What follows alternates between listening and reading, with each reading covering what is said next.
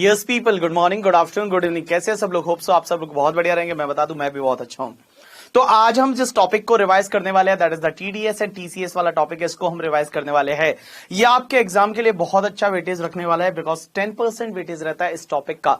Means 10 mark है वो इस टॉपिक से आपको मिलने वाले हैं अगर आप उसको ढंग से रिवाइज करते हो तो। चलो स्टार्ट करते हैं। सबसे पहले मैं बता दूं टीडीएस क्या होता है, वो तो आपको पता ही है। अब टीडीएस कब काटना पड़ता है पता है? टीडीएस जब भी आप किसी को पेमेंट करते हो या क्रेडिट करते हो तब आपको टीडीएस काटना रहता है। लेकिन एक चीज समझना, टीडीएस आपको तभी काटना है जब वो इनकम आगे वाले के हाथ में टैक्सेबल है। Means that some is taxable in hands of the recipient, तभी आपको टीडीएस काटना है, अदरवाइज टीडीएस नहीं काटना। अब एक और क्वेश्चन ही आता है कि टीडीएस कौन सी इवेंट पे काटना है, पेमेंट के टाइम पे या क्रेडिट के टाइम पे? तो मैं बता दूं TDS has to be deducted at the time of payment और क्रेडिटिंग, व्हिचएवर इज अर्लियर। जब आपने पेमेंट किया और क्रेडिट किया, व्हिचएवर इज अर्लियर होगा तब आपको टीडीएस काटना है। लेकिन एक चीज समझना, टोटल 5 पेमेंट ऐसे है जिसमें टीडीएस काटना है only at the time of the payment. Miss crediting the party के टाइम पे आपको टीडीएस नहीं काटना, सिर्फ पेमेंट के टाइम पे काटना है। एक तो तुम्हारा सैलरी का पेमेंट, दूसरा ईपीएफ का पेमेंट करके, ठीक है, तीसरा विनिंग का पेमेंट, चौथा जो भी तुम्हारा लाइफ इंश्योरेंस पॉलिसी का मैच्योरिटी समय, और पांचवा कंपल्सरी एक्विजिशन पे कंपनसेशन। ये 5 पेमेंट ऐसे होते हैं जिसमें आपको टीडीएस काटना पड़ेगा, वो only and only at the time of the payment काटना है, क्रेडिटिंग द पार्टी के टाइम पे नहीं काटना। सर कौन कौन से ये 5 पेमेंट? सबसे पहला मैंने बोला सैलरी का पेमेंट, दूसरा विनिंग का पेमेंट, तीसरा ईपीएफ का पेमेंट, चौथा लाइफ इंश्योरेंस पॉलिसी का मैच्योरिटी, और पांचवा कंपल्सरी एक्विजिशन पे कंपनसेशन है। TDS has to be deducted only at the time of the payment, सिर्फ पेमेंट के टाइम पे आपको टीडीएस काटना है। अब एक और चीज समझना, टीडीएस की जितनी भी रेट रहती है, क्वेश्चन ही आता है ये रेट फ्लैट रेट है या उसमें health and education cess surcharge जोड़ना पड़ेगा। मैं बता दूं जितनी भी टीडीएस की रेट है वो सब फ्लैट रेट है, लेकिन उसमें 2 केसेस में आपको health and education cess surcharge consider करना पड़ेगा। एक तो अगर आप किसी को सैलरी का पेमेंट करते हो तो in case of the salary you have to consider the health and education cess surcharge. और दूसरा एक चीज ध्यान रखना, अगर आप पेमेंट किसी नॉन रेजिडेंट फॉरेन कंपनी को करते हो तो नॉन रेजिडेंट फॉरेन कंपनी को करते हो तो भी आपको health and education and surcharge है वो आपको कंसीडर करना पड़ेगा।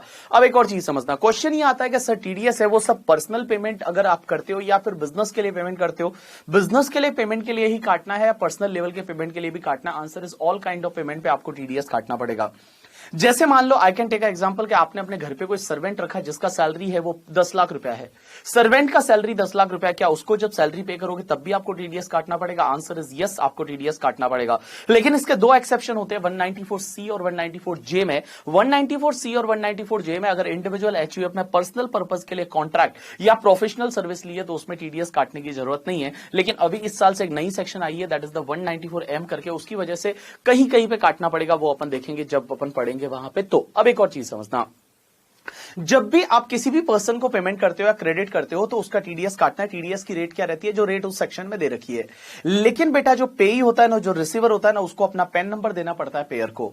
जो पेई है वो अपना पेन नंबर देगा पेयर को। अगर पेई ने अपना पेन नंबर नहीं दिया तो पेयर जो टीडीएस काटेगा, 206AA ये बोलती है कि जो भी टीडीएस की रेट रहेगी और 20% विचएवर इज हायर से काटेगा। जैसे आई कैन टेक एग्जांपल के प्रोवाइज से मुझे प्रोफेशनल फीस मिलती है, टीडीएस का रेट 10% होना चाहिए। लेकिन अब हुआ क्या कि मान लो प्रोवाइज को मैंने अपना पेन नंबर नहीं दिया तो मेरा टीडीएस कौन सी रेट से कटेगा? 20%, बिकॉज 10% और 20% whichever is higher comes to 20%, तो 20% की रेट से टीडीएस है वो टीडीएस कट जाएगा। अब एक और चीज समझना, मैंने बोला कि पेई को अपना पेन नंबर देना पड़ेगा पेयर को तो आपका टीडीएस है, अगर नहीं दिया तो उस केस में 20% और रेट whichever is higher से कट जाएगा।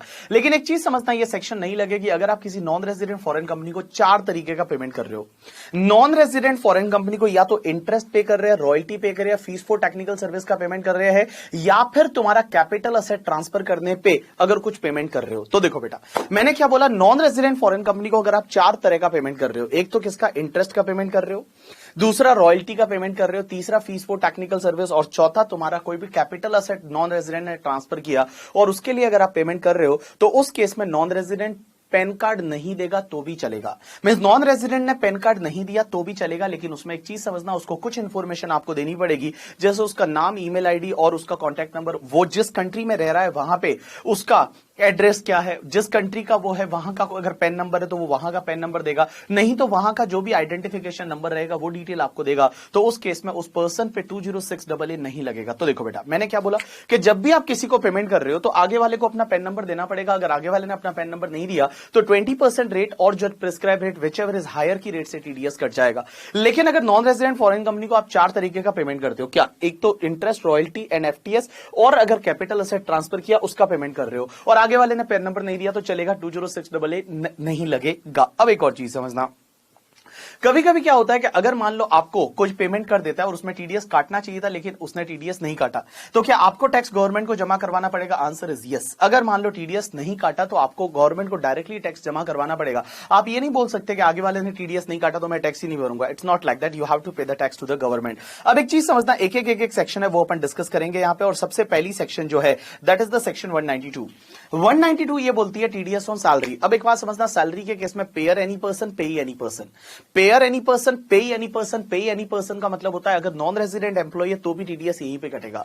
अगर रेजिडेंट एम्प्लॉय है, नॉन रेजिडेंट एम्प्लॉय, टीडीएस इसी सेक्शन में कटेगा। टीडीएस की रेट क्या रहेगी? Slab rate. स्लैब रेट से टीडीएस है वो टीडीएस काटना पड़ेगा। एम्प्लॉयर क्या करेगा? एम्प्लॉय को मिलने वाली जो सैलरी है वो टोटल करेगा करके, ठीक है, और उसके बाद में जो भी टैक्स आता है वो टैक्स को डिवाइड बाय 12 कर देगा। एवरी मंथ उतना उतना टीडीएस है वो गवर्नमेंट को जमा करवाएगा। अब एक और चीज समझना, सर एम्प्लॉयर अगर अदर इनकम का डिटेल देता है एम्प्लॉय को तो क्या एम्प्लॉय को, सर एम्प्लॉई अगर एम्प्लॉयर को अदर इनकम का डिटेल देता है तो क्या एम्प्लॉयर कंसिडर करेगा? आंसर इज यस, एम्प्लॉयर को कंसिडर करना पड़ेगा। सर एम्प्लॉय अगर लॉसेस का डिटेल देता है तो क्या एम्प्लॉयर कंसिडर करेगा? Answer is no. लेकिन इसका एक एक्सेप्शन है, लॉस फ्रॉम हाउस प्रॉपर्टी। अगर हाउस प्रॉपर्टी के लॉस का डिटेल है तो एम्प्लॉयर कंसिडर करेगा। एम्प्लॉय ने अगर डिडक्शन का डिटेल दिया तो क्या एम्प्लॉयर उस डिडक्शन के डिटेल को कंसिडर करेगा? Answer is yes, employer is bound to consider the detail of the deduction. तो देखो बेटा, मैंने क्या बोला? Employer any person, pay employee any person means non resident employee को अगर मान लो सैलरी का पेमेंट करते हो तो टीडीएस 192 में ही कटेगा। रेट रहेगा वो स्लैब रेट से रहेगा। TDS eight the time of payment only काटना है। लेकिन यहां पे एक चीज ध्यान रखना कि एम्प्लॉई ने अगर एम्प्लॉयर को मान लो इनकम का डिटेल दिया, एम्प्लॉयर कंसिडर करेगा। अगर लॉसेस का डिटेल दिया तो नहीं करेगा, except loss from house property करेगा। और डिडक्शन का डिटेल दिया तो एम्प्लॉयर उसको कंसिडर करेगा। अब एक और चीज समझना, यहां पे क्वेश्चन ही आता है कि कभी कभी क्या होता है कि एम्प्लॉय एक से ज्यादा जगह काम करता है। एम्प्लॉय है वो 2 जगह काम कर रहा है, या कभी कभी क्या होता है कि in between the year employee अपना जॉब चेंज कर देता है। तो उस केस में क्या होता है कि एम्प्लॉय को क्या करना पड़ेगा पता है? दूसरे एम्प्लॉयर से मिलने वाली सैलरी और उसने जो टीडीएस काटा है उसका डिटेल है वो अदर एम्प्लॉयर को देना पड़ेगा। तो अदर एम्प्लॉयर क्या करेगा? उसको कंसिडर करने के बाद टीडीएस काटेगा। अब एक और चीज समझना, इससे रिलेटेड सैलरी से रिलेटेड 2-3 केस लॉ भी है। केस लॉ में पहला केस लॉ आईटीसी लिमिटेड का है। और आईटीसी होटल लिमिटेड के केस लॉ में ये हुआ था कि सर क्वेश्चन ये आता है कि एम्प्लॉय जो होते हैं, जो वेटर्स वगैरह होते हैं, उनको जो टिप मिलता है, क्या होता है कि होटल वाले टिप कस्टमर से कलेक्ट करते हैं, कस्टमर देते हैं, और होटल क्या करती है, मैनेजमेंट क्या करता है, जितना भी टिप है या सर्विस चार्जेस वगैरह, normally many time service charges के नाम से ये लोग कलेक्ट करते हैं, और वो सब टिप है वो एम्प्लॉय को दे देते हैं। तो क्वेश्चन यहां पे ये आता है कि क्या ये भी सैलरी में जाएगा? क्या इस टिप वाले अमाउंट पे होटल को टीडीएस काटना पड़ेगा? आंसर इज नो, यहां पे टीडीएस काटने की जरूरत नहीं है। बिकॉज जो भी टिप मिल रही है वो एम्प्लॉय रिलेशनशिप की वजह से नहीं मिल रही है, वो एम्प्लॉय के लिए सैलरी हेड में टैक्सेबल नहीं होगी, और जब सैलरी हेड में टैक्सेबल नहीं होगी तो उस पर टीडीएस 192 में काटने की जरूरत नहीं है। ऐसे ही एक मणिपाल हेल्थ सिस्टम का केस लो, उसमें क्या हुआ कि हॉस्पिटल में एक डॉक्टर वो पर्टिकुलर टाइम के लिए आता था, जैसे 2 घंटे के लिए, दिन में 2 घंटे के लिए आता था, और मान लो उसको हर पेशेंट वाइज उसको पैसा मिलता था कि दिन में एक पेशेंट का 500 रुपीज डॉक्टर को मिलेगा, अगर 2 पेशेंट है तो 1000 मिल जाएगा, अगर 10 पेशेंट है तो आपको 5000 मिल जाएगा। तो हर पेशेंट वाइज है वो उसको पेमेंट मिलता था। अब हुआ क्या, क्वेश्चन यहां पे ये आता है कि उसको जो भी पेमेंट मिलेगा वो प्रोफेशनल फीस में जाएगा, सैलरी में जाएगा? तो आंसर इज यहां पे प्रोफेशनल फीस में जाएगा। प्रोफेशनल फीस में क्यों जाएगा? Because it is not a service, it is not a contract of service, it is basically contract for service, और कॉन्ट्रैक्ट फॉर सर्विस है तो उस केस में इसका जो है वो तुम्हारे कहां पे जाएगा, वो तुम्हारे उसके लिए पीजीबीपी हेड में जाएगा, प्रोफेशनल फीस में जाएगा, 194J में टीडीएस कटेगा, 192 में टीडीएस नहीं कटेगा। अब एक और चीज समझना, बहुत बार क्या होता है, जो नॉन मॉनेटरी परक्यूजिट होता है ना, वो नॉन मॉनेटरी परक्यूजिट पे टैक्स एम्प्लॉयर भरता है। एम्प्लॉयर बोलता है कि तुम्हारे जो नॉन मॉनेटरी परक्यूजिट है उस पे टैक्स मैं भर दूंगा। अब एक चीज समझना, जो नॉन मॉनेटरी परक्यूजिट पे जो एम्प्लॉयर ने टैक्स भरा, पहली चीज तो एम्प्लॉयर को उसका डिडक्शन नहीं मिलता है पीजीबीपी हेड में। पीजीबीपी हेड में अगर आप सेक्शन 40 में जाके देखोगे तो 40 में लिखा हुआ एम्प्लॉयर को डिडक्शन नहीं मिलता जो नॉन मॉनेटरी परक्यूजिट पे टैक्स भरा एम्प्लॉयर ने। लेकिन एक चीज समझना, जो भी टैक्स एम्प्लॉयर ने भरा वो एम्प्लॉय के लिए परक्यूजिट बनना चाहिए, वो एम्प्लॉय के लिए इनकम बननी चाहिए, लेकिन वो भी एग्जेम्प्ट है in hands of the employee due to the section 1010 CC. तो मैंने आपको क्या बोला कि एम्प्लॉयर ने अगर नॉन मॉनेटरी परक्यूजिट पे एम्प्लॉय के लिए टैक्स भरा तो वो एम्प्लॉय के हाथ में पूरा एग्जेम्प्ट हो जाता है। और जो एम्प्लॉय है क्या उसका टीडीएस क्रेडिट ले सकता है? नहीं, आंसर इज यस, एम्प्लॉय जो है उसका टीडीएस क्रेडिट ले सकता है, उसमें कोई दिक्कत नहीं है। अब एक और चीज समझना, नेक्स्ट सेक्शन आती है that is the 192A। 192A क्या बोलता है कि एक्यूमुलेटेड बैलेंस अगर आपको प्रोविडेंट फंड का मिल जाता है, पेयर एनी पर्सन, पे एनी पर्सन, अगर मान लो आपका प्रोविडेंट फंड और वो प्रोविडेंट फंड का एक्यूमुलेटेड बैलेंस अगर आपको मिल जाता है तो उस पर भी टीडीएस काटना पड़ेगा। रेट रहेगा 10% की रेट से। लेकिन एक चीज समझना, इसमें टीडीएस तभी काटना है जब एम्प्लॉय के हाथ में वो टैक्सेबल है। अगर एम्प्लॉय के हाथ में वो एग्जेम्प्ट है तो ऑब्वियसली टीडीएस काटने की जरूरत नहीं। एम्प्लॉय के हाथ में वो टैक्सेबल है तो टीडीएस काटना पड़ेगा। अब क्वेश्चन यहां पे ये आता है टीडीएस की रेट क्या रहेगी? 10% रहेगी। एक और चीज ध्यान रखना, यहां पे जो टीडीएस है वो eight the time of payment काटना पड़ेगा, लेकिन टीडीएस तभी काटना है जब आपका जो पेमेंट कर रहे हो, जो एक्यूमुलेटेड बैलेंस ऑफ ईपीएफ आपको मिलता है वो 50,000 रुपीज या उससे ज्यादा है। If it is less than 50,000 तो टीडीएस काटने की जरूरत नहीं है। अब एक चीज समझना, ईपीएफ का कौन सा पेमेंट टैक्सेबल होता है, तो मैं बता दूं, देखो आपको अगर एसपीएफ से कोई मिलता है, स्टैट्यूटरी प्रोविडेंट फंड से, तो पूरा एग्जेम्प्ट होता है। आरपीएफ से कोई मिलता है तो पूरा एग्जेम्प्ट होता है, लेकिन आरपीएफ के केस में कंडीशन होता है 5 साल का सर्विस रेंडर्ड होना चाहिए। अगर 5 साल का सर्विस रेंडर्ड नहीं हुआ तो उस केस में आपको जो भी मिलेगा वो टैक्सेबल हो जाएगा, और टैक्सेबल होता है तो यहां पे टीडीएस कटेगा, और यूआरपीएफ का पेमेंट है वो भी टैक्सेबल होता है तो उसमें भी यहां पे टीडीएस है वो 10% की रेट से कटेगा। अब एक और चीज समझना, नॉर्मली क्या होता है कि अगर मान लो आप अपना पेन नंबर नहीं देते हो तो आपका टीडीएस 206AA के हिसाब से रेट और 20% विचएवर इज हायर से कटता है। लेकिन यहां पे एक चीज ध्यान रखना, अगर आपने अपना पेन नंबर नहीं दिया, यहां पे एम्प्लॉय ने अपना पेन नंबर नहीं दिया, तो उसका एमएमआर की रेट से टीडीएस कट जाएगा।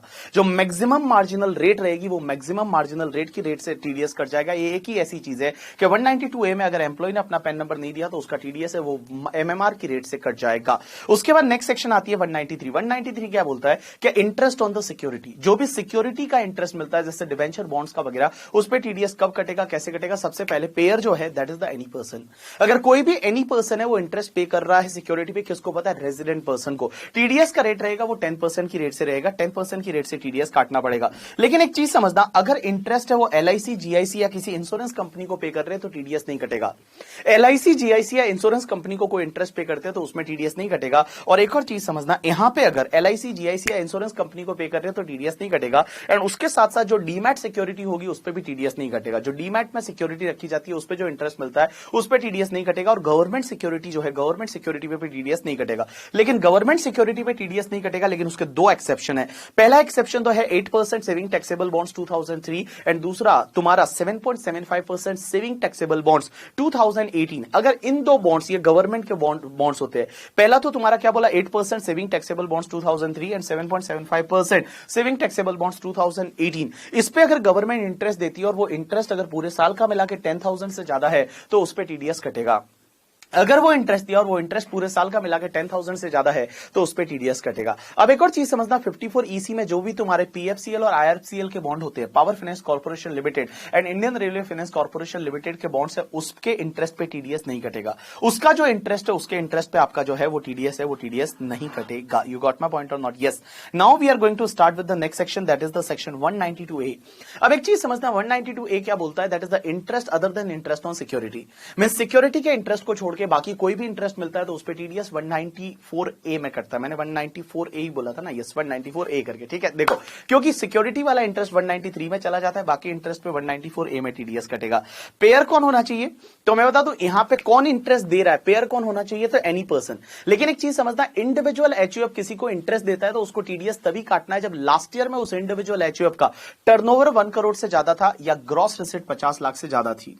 मतलब in simple word, last year का टर्नओवर या ग्रॉस रिसिट ऑडिट लिमिट से ज्यादा थी तो ही इस साल टीडीएस काटना है, अदरवाइज टीडीएस काटने की जरूरत नहीं है। जैसे मैं इंडिविजुअल हूं, मैं मान लो एक बंदा है राकेश और उसको इंटरेस्ट पे कर रहा हूं करके 50,000 का, क्या मुझे राकेश का टीडीएस काटना है या नहीं काटना, तभी है जब लास्ट ईयर में मेरा टर्नओवर, अगर बिजनेस करता हूं तो टर्नओवर 1 करोड़ से ज्यादा था या ग्रॉस रिसिट 50 लाख से ज्यादा थी तो ही टीडीएस काटना है, अदरवाइज टीडीएस काटने की जरूरत नहीं है। अब एक चीज समझना, suppose last year my turnover was 1.5 crore, मैंने 44AD लिया था, तो 44AD लिया था तो मेरी ऑडिट हुई नहीं थी। 44AD में 8% 6% प्रॉफिट बता दिया था, मेरी ऑडिट नहीं हुई थी, but my turnover was 1.5 crore. Now question is that इस साल मैं अगर किसी को इंटरेस्ट पे करता हूं, क्या मुझे टीडीएस काटना पड़ेगा? आंसर इज यस, मुझे टीडीएस काटना पड़ेगा। आपको ये नहीं देखना कि लास्ट ईयर ऑडिट हुई थी या नहीं, आपको ये देखना है लास्ट ईयर का टर्नओवर कितना था। If your last year turnover is more than 1 crore और gross receipt is more than 50 lakh, आपको इस साल टीडीएस काटना पड़ेगा। 194A में पेयर क्या बोला मैंने, any person but other than individual HUF whose turnover और gross receipt is not more than the audit limit वाला। पे ही कौन होना चाहिए, किसको इंटरेस्ट पे कर रहे हो, अगर आप रेजिडेंट एसएससी को इंटरेस्ट पे कर रहे हो तो टीडीएस काटना पड़ेगा। रेट क्या रहेगी, 10% की रेट रहेगी। अब एक चीज समझना, टीडीएस तभी काटना है जब किसी भी पर्सन को आप पेमेंट कर रहे हो वो इंटरेस्ट का पूरे साल का मिला के 5,000 से ज्यादा है। मींस इंटरेस्ट अगर 5,000 से ज्यादा है तो ही टीडीएस काटना, अदरवाइज टीडीएस काटने की जरूरत नहीं। जैसे आई कैन टेक एग्जांपल कि मैंने किसी को इंटरेस्ट पे किया, वो 6,000 का है, तो क्या मुझे टीडीएस काटना पड़ेगा? आंसर इज यस, 6,000 का इंटरेस्ट है तो टीडीएस काटना पड़ेगा। क्वेश्चन इज दैट 1,000 पे काटना है या पूरे 6,000 पे? राइट आंसर इज पूरे 6,000 पे टीडीएस काटना पड़ेगा। तो अगर मैंने किसी को पेमेंट किया इंटरेस्ट का और वो इंटरेस्ट 5,000 से ज्यादा है तो टीडीएस काटना पड़ेगा। लेकिन एक चीज समझना, अगर बैंक, कोऑपरेटिव बैंक और पोस्ट ऑफिस किसी को इंटरेस्ट देता है, बैंक, कोऑपरेटिव बैंक और पोस्ट ऑफिस किसी को इंटरेस्ट देता है, तो उसको टीडीएस तभी काटना है जब पूरे साल का मिला के वो इंटरेस्ट 40,000 से ज्यादा है। This is the amendment from this year. Last year तक ये 10,000 हुआ करता था। इट इज द अमेंडमेंट कि अगर 40,000 से ज्यादा है तो ही टीडीएस काटना है। तो मैंने क्या बोला, अगर मान लो को बैंक है, कोऑपरेटिव बैंक है या पोस्ट ऑफिस है, वो किसी को इंटरेस्ट देते हैं तो टीडीएस तभी काटना है जब पूरे साल का मिला के इंटरेस्ट है वो इंटरेस्ट 40,000 से ज्यादा था। अब एक और चीज समझना, अगर सीनियर सिटीजन को इंटरेस्ट दिया जाता है तो सीनियर सिटीजन को इंटरेस्ट दिया जाता है तो 50,000 का लिमिट रहेगा। मींस 50,000 से ज्यादा है तो ही टीडीएस काटना है, अदरवाइज टीडीएस काटने की जरूरत नहीं है। तो देखो बेटा, मैंने क्या बोला, मैंने बोला किसी को भी जब आप इंटरेस्ट पे करते हो टीडीएस काटना पड़ेगा 10% की रेट से, बट टीडीएस तभी काटना है जब आपका जो इंटरेस्ट आप पूरे साल का पे कर रहे हो वो 5,000 से ज्यादा है। लेकिन एक चीज समझना, बैंक, कोऑपरेटिव बैंक और पोस्ट ऑफिस अगर मान लो पे करता है तो इंटरेस्ट 40,000 से ज्यादा है तो टीडीएस काटना है, और अगर सीनियर सिटीजन को पे किया जा रहा है तो 50,000 से ज्यादा है तो ही टीडीएस काटना है। अब एक और चीज समझना, यहां पे समझने की कोशिश करना, all people please pay attention, कि सर दिस लिमिट ऑफ 40,000 50,000 जो है ये लिमिट ब्रांच वाइज देखा जाएगा, बैंक वाइज देखा जाएगा? राइट आंसर इज ये बैंक वाइज देखा जाएगा।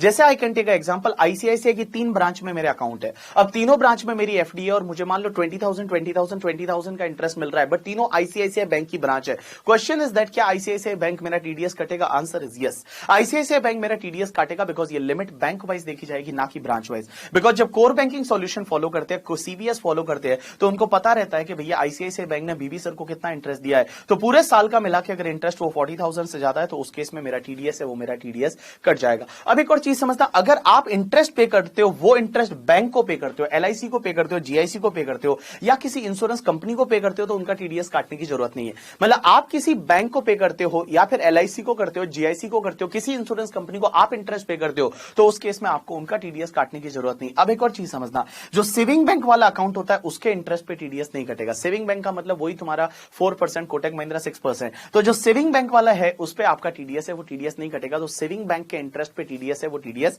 नहीं कटेगा। अब एक और चीज समझना, पार्टनरशिप फर्म ने पार्टनर को जो इंटरेस्ट दिया उस पे भी टीडीएस है, वो टीडीएस काटने की जरूरत नहीं है। अब एक और चीज समझना, अगर मान लो कोऑपरेटिव सोसाइटी है और कोऑपरेटिव बैंक नहीं है, कोऑपरेटिव सोसाइटी ने किसी दूसरी कोऑपरेटिव सोसाइटी को इंटरेस्ट दिया या अपने मेंबर को इंटरेस्ट दिया, तो उस पे भी टीडीएस है वो टीडीएस काटने की जरूरत नहीं है। उसके बाद मैं बता दूं, इनकम टैक्स का जो रिफंड होता है 244A का, जो वो रेजिडेंट पर्सन को मिल रहा है, क्योंकि ये सेक्शन रेजिडेंट को जब आप पे करते हो तभी लगता है, तो उस केस में भी टीडीएस काटने की जरूरत नहीं। तो इनकम टैक्स का जो रिफंड है वो रिफंड पे टीडीएस है वो टीडीएस नहीं कटेगा करके, ठीक है। उसके बाद में जो भी तुम्हारे पोस्ट ऑफिस की स्कीम होती है, दैट इज अ किसान विकास पत्र, इंदिरा विकास पत्र करके, ठीक है, national saving certificate, post office monthly income scheme वगैरह, इस पे टीडीएस है वो टीडीएस नहीं करता। तो देखो बेटा, अगर मैं आपको इसको रिवाइज करवाना चाहूं तो मैं क्या बोलूंगा, सबसे पहले 194A बोलो। 194 है that is TDS on interest other than interest on security. Pair कौन होना चाहिए? Any person, but individual HUF को टीडीएस तभी काटना है जब इंडिविजुअल एचयूएफ का लास्ट ईयर में टर्नओवर है वो 1 करोड़ से ज्यादा था या ग्रॉस रिसिप्ट 50 लाख से ज्यादा था, तो ही टीडीएस काटना है। पेई कौन होना चाहिए? Resident person. रेट क्या रहनी चाहिए? 10% की रेट से। अब एक और चीज समझना, टीडीएस आपको तभी काटना है जब आप किसी भी पर्सन को इंटरेस्ट पे कर रहे हो वो 5,000 से ज्यादा है। अब एक और चीज समझना, यहां पे 5,000 से ज्यादा है तो ही आपको टीडीएस काटना है।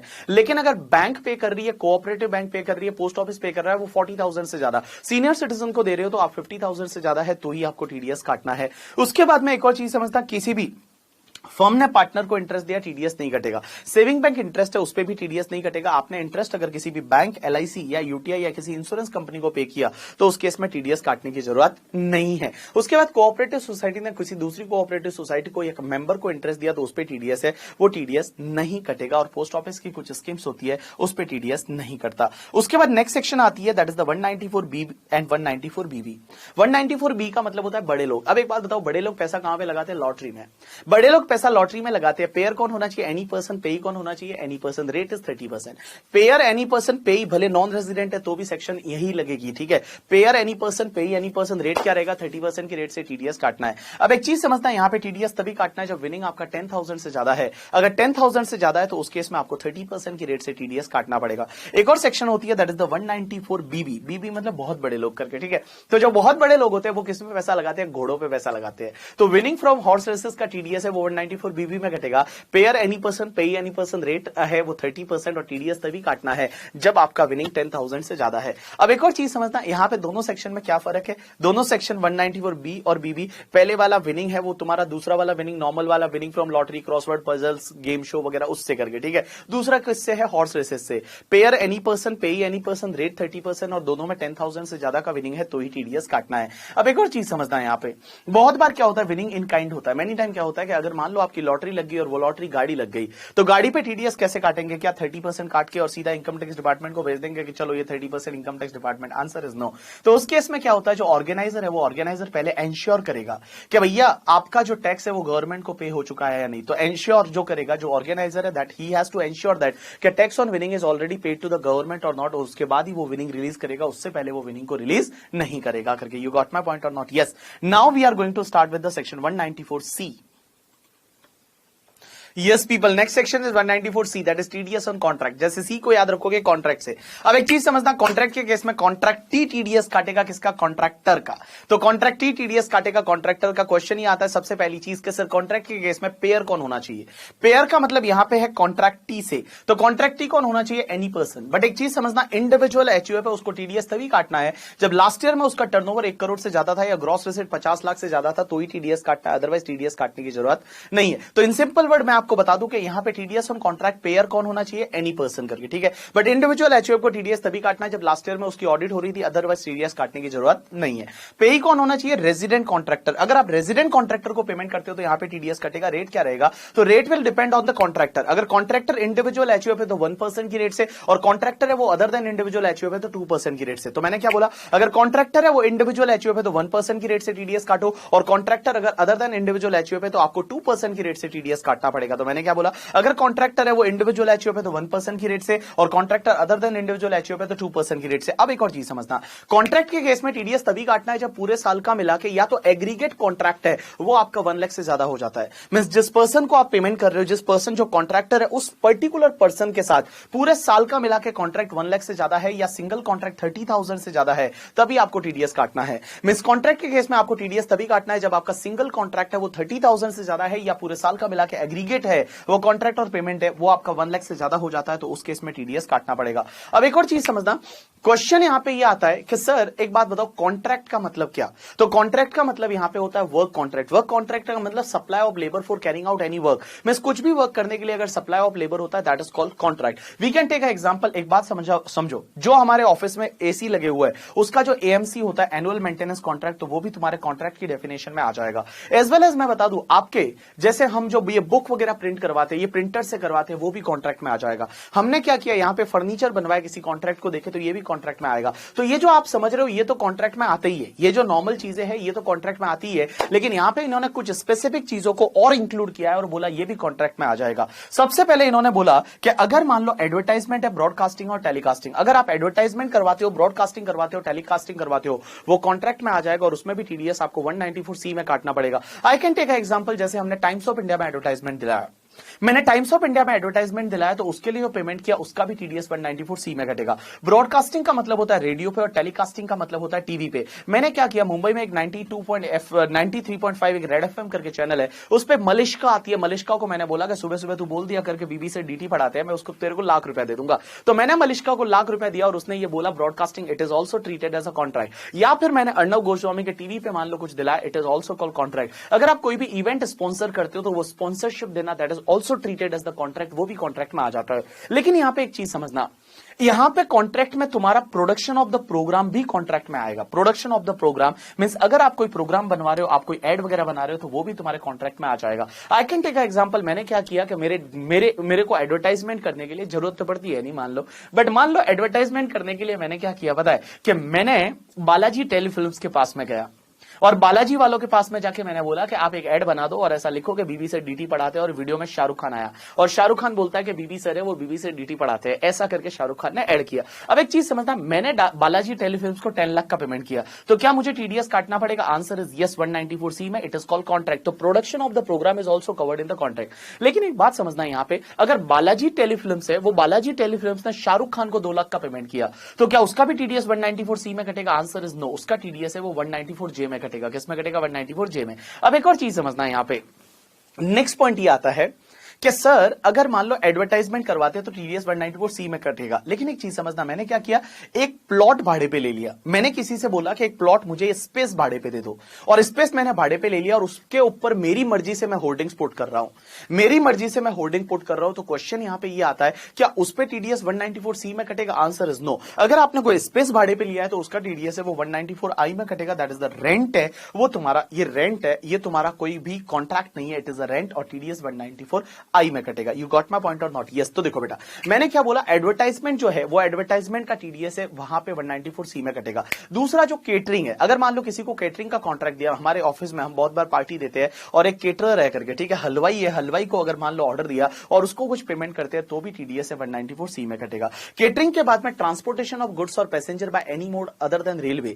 अगर गुड्स और पैसेंजर का ट्रांसपोर्टेशन होता है रेलवे को छोड़ के किसी भी मोड पे, तो उसका भी टीडीएस 194C में कटेगा। जैसे बहुत बार हमारी जो बुक्स है, हम मुंबई से क्या करते हैं, दिल्ली भेजते हैं, तो मुंबई से दिल्ली एक ट्रांसपोर्टर के थ्रू भेजते हैं, वीआरएल ट्रांसपोर्टर है, और उसको हमने मान लो 60,000 ट्रांसपोर्टेशन का पेमेंट किया, तो टीडीएस है वो कहां पे कटेगा, 194C में कट जाएगा। लेकिन रेलवे को छोड़ के, ऐसा क्यों? क्योंकि एक बात बताओ, रेलवे जो है गवर्नमेंट का ही तो है, अब गवर्नमेंट का टीडीएस काट के आप गवर्नमेंट को जमा करवाओगे, क्या फायदा? तो मैंने क्या बोला, ट्रांसपोर्टेशन ऑफ गुड्स और passenger by any mode other than railway, अगर आप पेमेंट करते हो तो टीडीएस है वो 194C में कटेगा। हम जो कुरियर कंपनी को पेमेंट करते हैं, जैसे फेडेक्स है, डीटीडीसी है, या फिर एक्सप्रेस बीज है, जिसके थ्रू हम कुरियर करते हैं, और उसको अगर जो पेमेंट करते हैं उसका भी टीडीएस 194C में कटेगा। अब एक और चीज समझना, अगर मान लो हम किसी ट्रांसपोर्टर को पेमेंट कर रहे हैं और वो ट्रांसपोर्टर हमको एक डिक्लेरेशन दे देता है, ट्रांसपोर्टर को पेमेंट कर रहे हैं और ट्रांसपोर्टर हमको क्या करता है, एक डिक्लेरेशन दे देता है कि भैया उसके पास 10 से ज्यादा व्हीकल नहीं है, पूरे साल में उसके पास 10 से ज्यादा एक भी दिन व्हीकल नहीं है, अगर वो डिक्लेरेशन के साथ में अपना पैन नंबर हमको दे देता है तो उसके केस में टीडीएस काटने की जरूरत नहीं है। मतलब आप किसी ट्रांसपोर्टर को पेमेंट करते हो, ट्रांसपोर्टर ये डिक्लेरेशन दे देता है कि पूरे साल में किसी भी दिन उसके पास 10 से ज्यादा व्हीकल नहीं है, उसके पास 10 से ज्यादा व्हीकल नहीं है, वो डिक्लेरेशन दे देता है, एंड भैया वो अपना पैन नंबर सबमिट कर देता है, तो उस केस में उसका टीडीएस है वो टीडीएस काटने की जरूरत नहीं है। अब एक और चीज समझना, तो मैंने क्या बोला, एडवर्टाइजमेंट, ब्रॉडकास्टिंग, टेलीकास्टिंग, उसके बाद कैटरिंग, उसके बाद ट्रांसपोर्टेशन ऑफ गुड्स और passenger by any mode other than railway. अब एक और चीज समझना, यहां पे कभी भी मैंने क्या बोला, पैसेंजर का ट्रांसपोर्टेशन भी 194C में टीडीएस कटेगा। एक एग्जांपल लेता हूं, हम लोगों ने डिसाइड किया कि आपके एग्जाम के बाद हम गोवा जाएंगे घूमने के लिए, तो हमने क्या किया कि 2 बसेस भाड़े पे की और वीआरएल या नीता ट्रेवल्स वाले को बोला कि हम सबको गोवा घुमा के आओ और यहां पे फिर छोड़ देना, और उसके लिए मान लो 4 लाख का पेमेंट किया, टीडीएस 194C में कटेगा। It is called transportation of goods और passenger by any mode other than railway. अब यहां पे एक और चीज समझना, लेकिन हमने किसी से बस भाड़े पे ले ली, क्योंकि आप लोग ड्राइवर थे, आपको चलानी आती थी, तो आप लोग ड्राइवर थे, मैंने किसी से बस भाड़े पे ले ली, ठीक है, और बस भाड़े पे ले ली, पेट्रोल भी हम भरवा रहे हैं और बस भाड़े पे ली, तो टीडीएस 194I में जाएगा, क्योंकि वो फिर rent of plant and machinery हो जाएगा।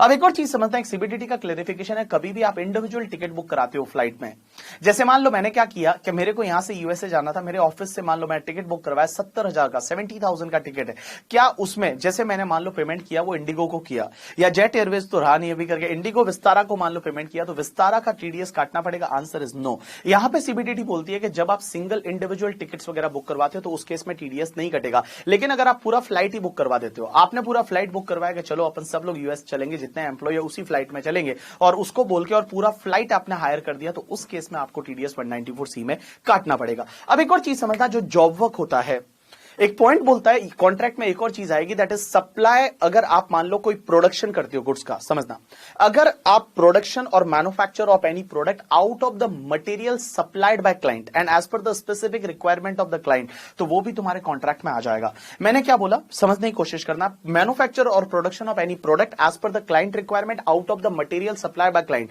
मींस मटेरियल्स क्लाइंट सप्लाई कर रहा है और उसी मटेरियल से उसके मुताबिक उसके रिक्वायरमेंट के हिसाब से अगर आपने कोई प्रोडक्ट बनाया तो उसने मटेरियल सप्लाई किया या फिर उसने मटेरियल सेल किया तो भी कॉन्ट्रैक्ट में आ जाएगा, और यहां पे टीडीएस 194C में आएगा, जिसको अपन लोग नॉर्मली प्रैक्टिकल लाइफ में जॉब वर्क बोलते हैं, तो जॉब वर्क पे टीडीएस है वो 194C में कट जाएगा। अब एक और चीज समझना, all people please pay attention, जब भी आप जॉब वर्क की वगैरह बात आती है तो क्वेश्चन ये आता है टीडीएस पूरे इनवॉइस वैल्यू पे कटेगा या सिर्फ जो तुम्हारा सर्विस वाला कंपोनेंट है उसी पे कटेगा। तो देखो दो चीजें, अगर मान लो तुम्हारे बिल में गुड्स और सर्विस की वैल्यू अलग अलग बताई हुई है तो सिर्फ सर्विस वाला कंपोनेंट है उस पर टीडीएस कटेगा, बट अगर मान लो अलग से नहीं बताई हुई है तो उस केस में क्या होगा, जो एग्रीगेट पूरा वाला वैल्यू है उस पे भी टीडीएस है वो टीडीएस कट जाएगा। अब एक और चीज समझना, एक बड़ा इंटरेस्टिंग सा पार्ट आता है, बहुत बार जो एडवर्टाइजमेंट एजेंसी होती है उनके थ्रू हम पेमेंट करते हैं, उनको पेमेंट करते हैं एडवर्टाइजमेंट के लिए। एक एग्जांपल लेते हैं हम लोग, जैसे मेरे को क्या करना था, मेरे को मान लो जो आज तक है, जो इंडिया टुडे ग्रुप से, वहां पे एडवर्टाइजमेंट करना था। तो मैंने आज तक पे एडवर्टाइजमेंट करने के लिए मैंने डायरेक्ट आज तक से कांटेक्ट नहीं किया। मैंने पहले क्या किया, पहले मुंबई में एक एजेंसी है जिसका नाम है ग्लोबल एडवर्टाइजर। मैंने क्या किया, मैंने 10 लाख रुपीस ग्लोबल एडवर्टाइजर को पेमेंट किया और ग्लोबल एडवर्टाइजर ने 9 लाख रुपीस है वो इंडिया टुडे ग्रुप को पेमेंट किया आज तक को। अब एक चीज समझना, क्वेश्चन इज दैट कि when I paid the 10 lakh rupees to the global advertiser, is I required to deduct the TDS under section 194C? Answer is yes. मतलब क्लाइंट जब भी एडवर्टाइजमेंट एजेंसी को पेमेंट करता है तो उसके इसमें टीडीएस 194C में कटेगा। लेकिन एक चीज समझना, वो एडवर्टाइजमेंट एजेंसी जब भी किसी न्यूज चैनल या न्यूज़पेपर वाली कंपनी को पेमेंट करती है तो उसमें टीडीएस काटने की जरूरत नहीं, ऐसा सीबीडीटी का सर्कुलर बोलता है। तो देखो बेटा, मैंने क्या बोला, मैंने अगर मान लो मैंने ग्लोबल एडवर्टाइजर को पेमेंट किया तो टीडीएस कटेगा 194C में। लेकिन जब ग्लोबल एडवर्टाइजर है वो इंडिया टुडे ग्रुप को पेमेंट करेगी तो उस केस में टीडीएस काटने की जरूरत नहीं है। तो मैंने उसको पेमेंट किया 10 लाख का, उस पर मैंने टीडीएस काटा, वो आगे 9 लाख का पेमेंट कर रहे हैं, उस पर टीडीएस नहीं कटेगा। अब क्वेश्चन ये आता है कि यहां पे जो इंडिया टुडे ग्रुप है उससे ग्लोबल एडवर्टाइजर ने 1 लाख रुपए अपने पास रिटेन करके रखे, बिकॉज मैंने 10 लाख का पेमेंट किया था, they are making payment 9 lakh rupees to the India Today group. So question is that, is 1 lakh that will be treated as commission for the global advertiser? क्या ये ग्लोबल एडवर्टाइजर के लिए कमीशन माना जाएगा और उस केस में क्या इंडिया टुडे ग्रुप को 194H में टीडीएस काटना पड़ेगा? Answer is no. यहां पे सीबीडीटी बोलती है आंसर इज नो। यहां पे बेटा इंडिया टुडे ग्रुप को 194H में टीडीएस काटने की जरूरत नहीं है, बिकॉज ये बेसिकली जो है ये कोई कमीशन नहीं है, यहां प्रिंसिपल रिलेशनशिप है। मींस जो ग्लोबल एडवर्टाइजर और आज तक के बीच में प्रिंसिपल रिलेशनशिप है, they are not a agent of the India Today group. Global advertiser is not a agent of the India Today group. तो यहां पे टीडीएस है वो 194H में 1 लाख पे काटने की जरूरत नहीं है। लेकिन इसका एक जो कॉन्ट्राडिक्टरी जजमेंट है दैट इज प्रसार भारती के केस में। प्रसार भारती का जो दूरदर्शन चैनल है, अब दूरदर्शन चैनल ने क्या किया था, इंडिया में बहुत सारे जो है एक्सक्लूसिव एजेंट अपॉइंट किए थे और उनके थ्रू पेमेंट आता था और कुछ पेमेंट वो रिटेन करके और बाकी वाला प्रसार भारती को देते थे। यहां पे प्रसार भारती को टीडीएस काटना पड़ेगा। तो आपको ये देखना पड़ेगा कि वो एजेंट है, वो एजेंट एक्सक्लूसिवली उनके लिए काम कर रहा है नहीं, और वो एजेंट है या प्रिंसिपल टू प्रिंसिपल रिलेशनशिप है। अगर एजेंसी रिलेशनशिप है तो 194H में टीडीएस कटेगा, लेकिन प्रिंसिपल रिलेशनशिप है तो उसमें टीडीएस है वो टीडीएस काटने की जरूरत नहीं है। अब एक और चीज समझना, मेनी टाइम क्या होता है कि बहुत बार ये जो न्यूज चैनल वगैरह जो होते हैं या जो ये टीवी चैनल होते हैं, ये क्या करते हैं, कोई प्रोग्राम बनवाते हैं प्रोडक्शन हाउस से। जैसे I can take one example, एक न्यूज चैनल का एग्जांपल लेते हैं, that is the Zee TV करके, ठीक है। अब ये जो जी टीवी वाले हैं ये रोज महाभारत शाम को बताते ही है, और इन्होंने क्या किया, इनको महाभारत बताना था। इन्होंने बोला कि हम एक महाभारत बनाएंगे, क्योंकि लड़ाते रहते हैं ये लोग, तो महाभारत बनाने के लिए ये गए धर्मा प्रोडक्शन के पास। धर्मा प्रोडक्शन अपना करण जौहर वाला, करण जौहर के पास में जाते हैं जी न्यूज वाले, और जी न्यूज वाले बोलते हैं कि हमको भैया यहाँ पे हमको है ना एक प्रोग्राम बनाना है महाभारत, इसमें अर्जुन ये रहेगा, राम राम राम कहां आता है महाभारत में, कुछ भी, अर्जुन ये रहेगा, लाइक क्या बोलते हैं, अर्जुन ये रहेगा, कृष्णा ये रहेगा, सुदामा ये रहेगा, ये सब चीजें उन्होंने बताई। किसने बताई? जी न्यूज वालों ने। किसको बताई? धर्मा प्रोडक्शन को। धर्मा प्रोडक्शन ने स्पेसिफिकेशन के हिसाब से उनको प्रोग्राम बना के दे दिया और उसके लिए 2 करोड़ रुपए धर्मा प्रोडक्शन ने मान लो चार्ज किया। क्या ये 194C में जाएगा? आंसर इज यस, ये 194C में जाएगा, इसमें टीडीएस कटेगा।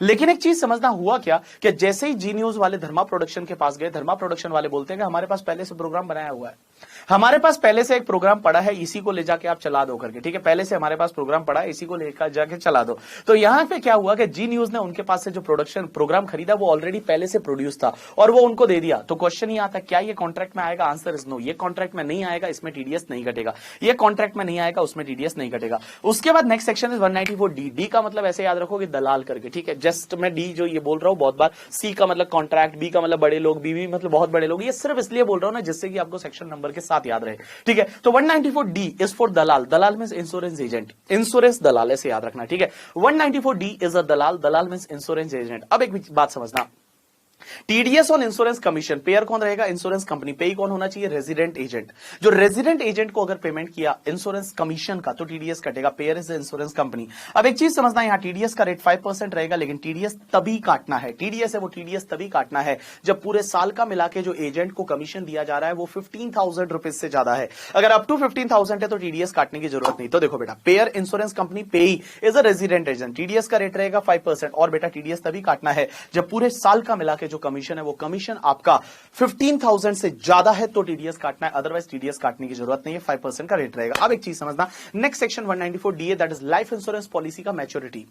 अब एक चीज समझना, लाइफ इंश्योरेंस पॉलिसी का जो मैच्योरिटी रहता है, यहां पे इंटरेस्टिंग और थोड़ा अच्छे से समझना, बिकॉज एग्जाम में क्वेश्चन आने वाला है, एमसीक्यू के फॉर्म में आएगा या नॉर्मल में आएगा, आरटीपी में भी था क्वेश्चन करके, ठीक है। देखो बेटा, मैंने आपको क्या बोला कि लाइफ इंश्योरेंस पॉलिसी का मैच्योरिटी, लाइफ इंश्योरेंस पॉलिसी का मैच्योरिटी एग्जेम्प्ट होता है 1010D में, लेकिन एक चीज समझना, कुछ केसेस ऐसे जिसमें लाइफ इंश्योरेंस पॉलिसी का मैच्योरिटी टैक्सेबल होगा। एक तो जैसे कीमैन इंश्योरेंस पॉलिसी का टैक्सेबल होता है, और एक और चीज समझना, अगर आप जब प्रीमियम पे करते हो वो प्रीमियम स्पेसिफिक लिमिट से ज्यादा पे कर देते हो तो लाइफ इंश्योरेंस पॉलिसी का मैच्योरिटी टैक्सेबल होगा। वो लिमिट क्या होती है, जैसे पॉलिसी आपने 1/4/2012 से पहले ली है तो 20% ऑफ पॉलिसी वैल्यू, अगर आपने पॉलिसी 1/4/2012 के बाद में ली है तो उसमें 10% ऑफ पॉलिसी वैल्यू, 1/4/2013 के बाद में किसी भी अगर मान लो हैंडीकैप पर्सन के लिए ली है तो उसके केस में 15% ऑफ पॉलिसी वैल्यू। अगर एक बात बताओ, आपने प्रीमियम उस लिमिट्स में पे किया था तो मैच्योरिटी पूरा एग्जेम्प्ट है, तो और एग्जेम्प्ट है तो टीडीएस काटने की जरूरत नहीं है।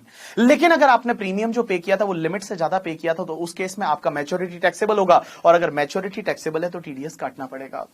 अब एक चीज समझना, टीडीएस कौन सी रेट से कौन काटेगा, इंश्योरेंस कंपनी काटेगी करके, ठीक है। जो इंश्योरेंस कंपनी है वो टीडीएस काटेगी एनी पर्सन का, मींस एनी रेजिडेंट पर्सन को जब लाइफ इंश्योरेंस पॉलिसी का मैच्योरिटी दिया जाता है उस टाइम पे टीडीएस कटता है। टीडीएस की सेक्शन रहेगी 194DA। अब एक चीज समझना, टीडीएस की रेट क्या रहती है, 1% ऑन द मैच्योरिटी अमाउंट। जो भी तुम्हारा मैच्योरिटी अमाउंट रहेगा उस पे 1% की रेट से टीडीएस है वो टीडीएस कटेगा, लेकिन टीडीएस तभी कटेगा जब मैच्योरिटी अमाउंट है वो 1 लाख और मोर है। अगर मैच्योरिटी अमाउंट 1 लाख से कम है तो टीडीएस काटने की जरूरत नहीं, एग्जैक्ट 1 लाख है टीडीएस कटेगा। 1 लाख से ज्यादा है तो टीडीएस कटेगा, 1 लाख से कम है तो टीडीएस काटने की जरूरत नहीं है। तो देखो बेटा, मैंने क्या बोला, इंश्योरेंस कंपनी मैच्योरिटी सम पे टीडीएस काटेगी, मैच्योरिटी अमाउंट है वो 1 लाख और मोर है तो टीडीएस कटेगा, और दूसरी चीज वो टैक्सेबल है तो ही टीडीएस कटेगा। टीडीएस की रेट रहेगी 1% ऑन द मैच्योरिटी अमाउंट। लेकिन एक चीज समझना, इस बार निर्मला सीतारमण जी ने एक अमेंडमेंट किया, और अमेंडमेंट ये किया कि टीडीएस जो पहले कटता था वो मैच्योरिटी सम पे, जो मैच्योरिटी सम है वो मैच्योरिटी सम पे 1% की रेट से कटता था। अब इन्होंने बोला कि फ्रॉम 1 सितंबर 2019 से टीडीएस की रेट है वो 5% हो जाएगी। 1 सितंबर 2019 से टीडीएस की रेट 5% होगी, और टीडीएस मैच्योरिटी अमाउंट पे नहीं काटना है, टीडीएस आपको काटना है वो सिर्फ इनकम कंपोनेंट पे काटना है, कि जितना प्रीमियम आपने पे किया था और मैच्योरिटी सम जितना डिफरेंस रहेगा वो डिफरेंस पे टीडीएस काटना है। तो एक एग्जांपल लेता हूं मैं, जैसे मान लो आपने लाइफ इंश्योरेंस पॉलिसी करवाई और आपने प्रीमियम है वो 10, 20, 15% से ज्यादा पे किया था तो मैच्योरिटी टैक्सेबल होगी। अभी तक आपने प्रीमियम पे किया था, मान लो 2 लाख का प्रीमियम पे किया था और मैच्योरिटी अमाउंट है वो 5 लाख है, तो 2 लाख का प्रीमियम पे किया था, मैच्योरिटी अमाउंट 5 लाख है, तो पहले तो क्या होता था, पूरे 5 लाख पे आपका टीडीएस 1% से कटता था, दैट इज द 5000। अब टीडीएस है वो सिर्फ 3 लाख पे कटेगा, जो तुम्हारा इनकम कंपोनेंट रहेगा डिफरेंस, मैच्योरिटी सम माइनस जितना प्रीमियम पे किया था, तो difference here comes to the 3 lakh, और 3 लाख का आपका 5% है वो 5% की रेट से टीडीएस है वो टीडीएस कटेगा। तो आपको दोनों चीजें याद रखनी है, 1 सितंबर 2019 से 1 सितंबर 2019 से ये तुम्हारा 5% हो गया, और टीडीएस है वो टीडीएस सिर्फ इनकम कंपोनेंट पे कटेगा, लेकिन 1 सितंबर 2019 से पहले 1% कटेगा मैच्योरिटी सम पे। लेकिन एक चीज समझना, वो 1 लाख का जो लिमिट है ना, कि मैच्योरिटी अमाउंट 1 लाख और मोर है तो ही टीडीएस कटना, वो अभी भी मैच्योरिटी जो लिमिट है टीडीएस के लिए वो 1 लाख ही रहेगा। तो अभी भी आज भी देखो, टीडीएस तो इनकम कंपोनेंट पे कटेगा, बट टीडीएस कब कटेगा, वो तभी कटेगा जब मैच्योरिटी समय वो 1 लाख या उससे ज्यादा है। अगर 1 लाख से ज्यादा नहीं है तो उस केस में टीडीएस काटने की जरूरत नहीं है। This is the section 194DA। इसको कैसे याद रखोगे, डेथ आफ्टर करके, ऐसे याद रखो ना, डेथ आफ्टर अपने को क्या मिलता है, लाइफ इंश्योरेंस, ठीक है, तो ऐसा याद रखो डेथ आफ्टर करके, ठीक है। डेथ आफ्टर नॉर्मली एग्जेम्प्ट होता है 1010D में, बट आप ऐसे याद रखो death after is a life insurance policy का मैच्योरिटी, ठीक है। चलो उसके बाद next section is 194E। 194E का मतलब क्या होता है, आप लोग आईपीएल देखते हो, और आईपीएल में पता है, आईपीएल में जैसे ही ब्रेक होता है वहां पे एक एक्स्ट्रा इनिंग आती है, तो इसको याद रखोगे एक्स्ट्रा इनिंग से। ये सेक्शन बोलती है कि अगर किसी भी नॉन रेजिडेंट स्पोर्ट्स पर्सन को या नॉन रेजिडेंट स्पोर्ट्स एसोसिएशन को या नॉन रेजिडेंट एंटरटेनर को अगर आप पेमेंट करते हो तो उस केस में टीडीएस 194E में कटेगा। तो नॉन रेजिडेंट स्पोर्ट्स पर्सन जो भी प्लेयर होते हैं उनको पेमेंट करते हो, स्पोर्ट्स एसोसिएशन जैसे आईसीसी है या ऑस्ट्रेलियन क्रिकेट क्लब है, that is called sports association, या एंटरटेनर जो चीयर लीडर वगैरह आती है, दैट इज कॉल्ड एंटरटेनर, आते वसलम वगैरह, दैट इज कॉल्ड एंटरटेनर, उनको अगर आप पेमेंट करते हो टीडीएस 194E में कटेगा। पेयर कौन होना चाहिए, एनी पर्सन, पेई कौन होने चाहिए, non resident sports person, non resident sports association, non resident entertainer. लेकिन यहां पे एक चीज समझना, ये नॉन रेजिडेंट स्पोर्ट्स पर्सन जो होता है या एंटरटेनर है, ये नॉन रेजिडेंट के साथ साथ नॉन सिटीजन ऑफ इंडिया भी होना चाहिए।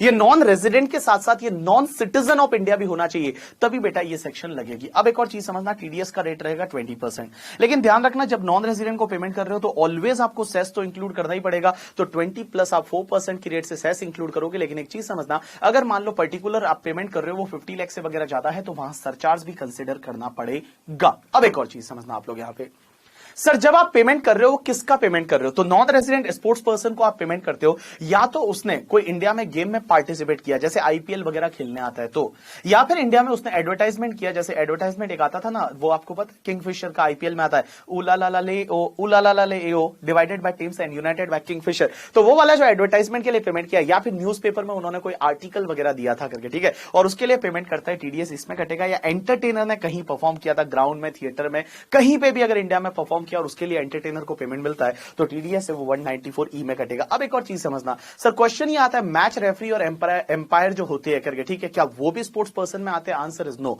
वो स्पोर्ट्स पर्सन में नहीं आते, तो किसी मैच रेफरी को एम्पायर को पेमेंट करते हो तो उसका टीडीएस 195 में जाता है, 194E में नहीं आएगा। Next part is 194G। जी का मतलब होता है गैम्बलिंग। एक बात बताओ, आपको गैम्बलिंग करना कौन सिखाते हैं? Lottery agent. आपको गैम्बलिंग करना सिखाते हैं लॉटरी एजेंट, तो लॉटरी एजेंट को जो कमीशन मिलता है उस पर टीडीएस 194G में कटेगा। पेयर एनी पर्सन, पे एनी पर्सन रेट रहेगा 5% और टीडीएस तभी काटना है जो लॉटरी एजेंट को जो कमीशन दे रहे हैं, लॉटरी एजेंट को जो कमीशन दे रहे हैं वो कमीशन आपका पूरे साल का मिला के 15,000 से ज्यादा है तो टीडीएस काटना है। अगर अप टू 15,000 है तो उस केस में टीडीएस काटने की जरूरत नहीं है। तो देखो 194G, जी मींस गैम्बलिंग। गैम्बलिंग कौन सिखाता है आपको? गैम्बलिंग कौन सिखाता है? Lottery agent. लॉटरी एजेंट को जो कमीशन मिलता है, पेयर एनी पर्सन, पे एनी पर्सन, रेट आपका 5% रहेगा। टीडीएस तभी काटना है जब 15,000 से ज्यादा पर एनम का कमीशन है तो टीडीएस काटना है, अदरवाइज टीडीएस काटने की जरूरत नहीं है। Next section is 194H। H वाली सेक्शन क्या बोलती है, इसको ऐसे याद रखोगे, आप अगर हाउस भाड़े पे लेते हो, कहीं पे आपने हाउस भाड़े पे लिया तो आप सबसे पहले ब्रोकर के थ्रू लेते हो, तो ब्रोकर को जो ब्रोकरेज कमीशन देते हो उस पे टीडीएस यहां पे कटेगा। तो 194H is basically for TDS on the brokerage and commission. लेकिन कौन कौन सा? एलआईसी एजेंट वाला छोड़ के और लॉटरी एजेंट वाला छोड़ के। तो कमीशन एलआईसी एजेंट वाला जो है वो तुम्हारे 194D दलाल में कवर हो गया, और लॉटरी एजेंट वाला 194G मतलब गैम्बलिंग वाले में उधर कवर हो गया करके, ठीक है। बाकी कोई भी आप अगर कमीशन या ब्रोकरेज किसी को पे करते हो तो टीडीएस 194H में कटेगा। पेयर एनी पर्सन रहेगा, लेकिन एक चीज समझना, आपको टीडीएस है कमीशन ब्रोकरेज पे तभी टीडीएस काटना है जब लास्ट ईयर में आपका ग्रॉस रिसिट है वो 50 लाख से ज्यादा था या टर्नओवर है वो 1 करोड़ से ज्यादा था। तो इंडिविजुअल एचयूएफ किसी को अगर कमीशन ब्रोकरेज दे रहा है, मैं इंडिविजुअल हूं, मैं किसी को कमीशन ब्रोकरेज दे रहा हूं तो मुझे टीडीएस उसका तभी काटना है, मुझे टीडीएस तभी काटना है जब लास्ट ईयर में मेरा टर्नओवर 1 करोड़ से ज्यादा था या ग्रॉस रिसिट 50 लाख से ज्यादा था, तो ही टीडीएस काटना है, अदरवाइज टीडीएस काटने की जरूरत नहीं है। अब एक और चीज समझना, तो मैंने क्या बोला? Pair any person but other than individual HUF, वो लास्ट ईयर वाला, ठीक है। अब एक और चीज समझना, पेई कौन होना चाहिए? Resident person. टीडीएस कब काटना है? जब आप 15,000 पूरे साल का 15,000 से ज्यादा का पेमेंट करते हो कमीशन ब्रोकरेज का, तो ही टीडीएस काटना, और रेट रहेगी 5%। एक बात बताओ, कमीशन से रिलेटेड 3 सेक्शन है, एक तो तुम्हारा 194D इंश्योरेंस एजेंट का कमीशन, एक 194G वो मतलब गैम्बलिंग वाला लॉटरी एजेंट का कमीशन, और 194H that is the normal commission. इन तीनों चीज सेक्शन में एक दो चीज कॉमन है। पहली चीज तो ये कॉमन है कि तीनों में 5% की रेट है और तीनों में 15,000 से ज्यादा का है तो ही टीडीएस काटना, अदरवाइज टीडीएस नहीं काटना। अब एक और चीज समझना, जो भी सिक्योरिटी से रिलेटेड कमीशन है उस पर टीडीएस नहीं काटेगा। जैसे अंडरराइटर का कमीशन वगैरह जो होता है, तो सिक्योरिटी से रिलेटेड ट्रांजैक्शन कोई होते हैं और उसमें कोई कमीशन है तो उस पर टीडीएस है, वो टीडीएस काटने की जरूरत नहीं है। Next section is 194I। आई का मतलब क्या होता है? आई का हम महाराष्ट्र में आई मतलब मम्मी को बोलते हैं, मम्मी का आई, आई बोलता है आई तुझा आशीर्वाद, जैसे माँ तेरी मेहरबानी ऐसा बोलते हैं बाहर नॉर्थ में वगैरह, तो हम यहाँ पे बोलते हैं आई तुझा आशीर्वाद। आई तुझा आशीर्वाद मतलब आई मतलब मम्मी को बोलते हैं। आज एक बात बताओ, अपन कितने बड़े हो गए, अपन सीए फाइनल में है, अपन इतने बड़े हो गए, आपको लगता नहीं आई को आपको रेंट देना चाहिए? तो 194I इज फॉर रेंट करके, ठीक है। पेयर कौन होना चाहिए? Any person.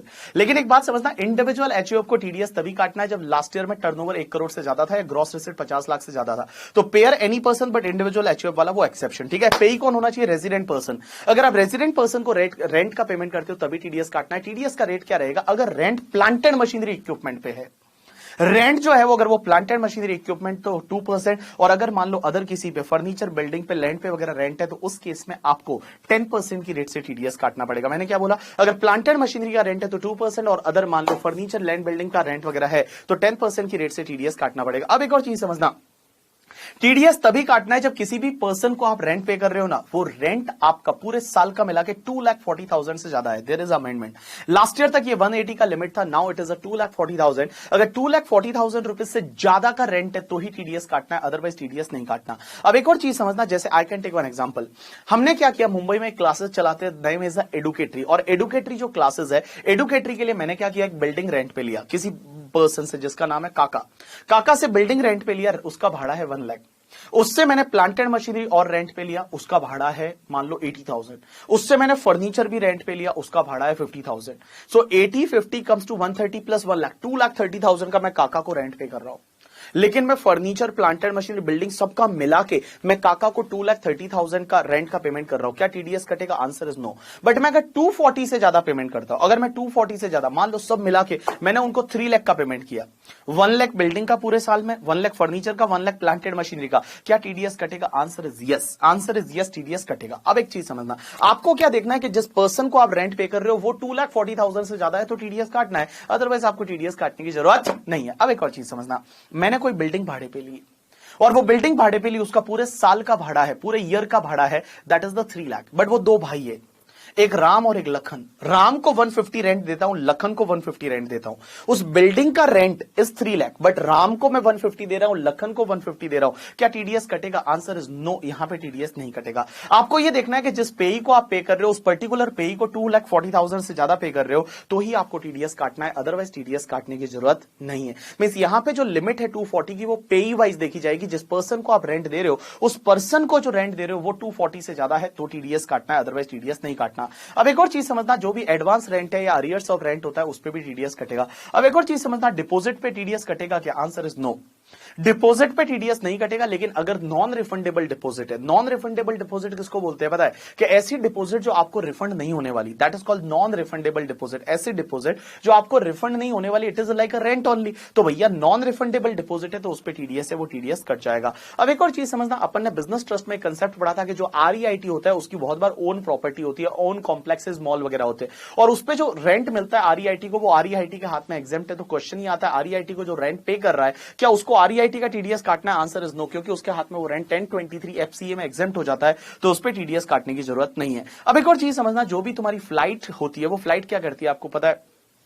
फ्लाइट है वो लैंड करती है, पार्किंग करते हैं एयरपोर्ट पे वगैरह। तो जो ये तुम्हारी कंपनी रहती है, जैसे जेट एयरवेज है, इंडिगो है, ये लोग क्या करते हैं, स्पाइस जेट है, विस्तारा है, ये लोग क्या करते हैं कि यहाँ पे जो एयरपोर्ट अथॉरिटी है उसको लैंडिंग और पार्किंग चार्जेस पे करते हैं। क्वेश्चन इज दैट ये लैंडिंग और पार्किंग चार्जेस पे कर रहे हैं, क्या ये रेंट है या फिर ये कॉन्ट्रैक्ट ऑफ सर्विस है? Right answer is it is a contract. ये कॉन्ट्रैक्ट है और टीडीएस है वो 194C में कटेगा, ना कि 194I में। ये 194I में नहीं जाएगा, ये 194C में जाएगा, ऐसा सुप्रीम कोर्ट ने Japan airlines as well as Singapore airlines के केस में जजमेंट दिया। अब एक और चीज समझना, सर क्वेश्चन ये आता है कि रेंट में बहुत बार म्युनिसिपल टैक्सेस इंक्लूड होता है, तो क्या म्युनिसिपल टैक्सेस पे भी टीडीएस कटेगा? Answer is no. अगर रेंट में म्युनिसिपल टैक्सेस इंक्लूड है तो म्युनिसिपल टैक्सेस पे टीडीएस है वो आपका नहीं कटेगा। और मैं बता दूं, जो 15G 15H वाला फॉर्म होता है ना, वो रेंट के केस में दे सकते हैं। रेंट के केस में 15G 15H वाला फॉर्म है वो दे सकते हैं। अब एक सेक्शन आती है 194IA। 194IA को आप ऐसे याद रखोगे कि 3-4 साल पहले एक नई सेक्शन आई है, नेम इज 194IA।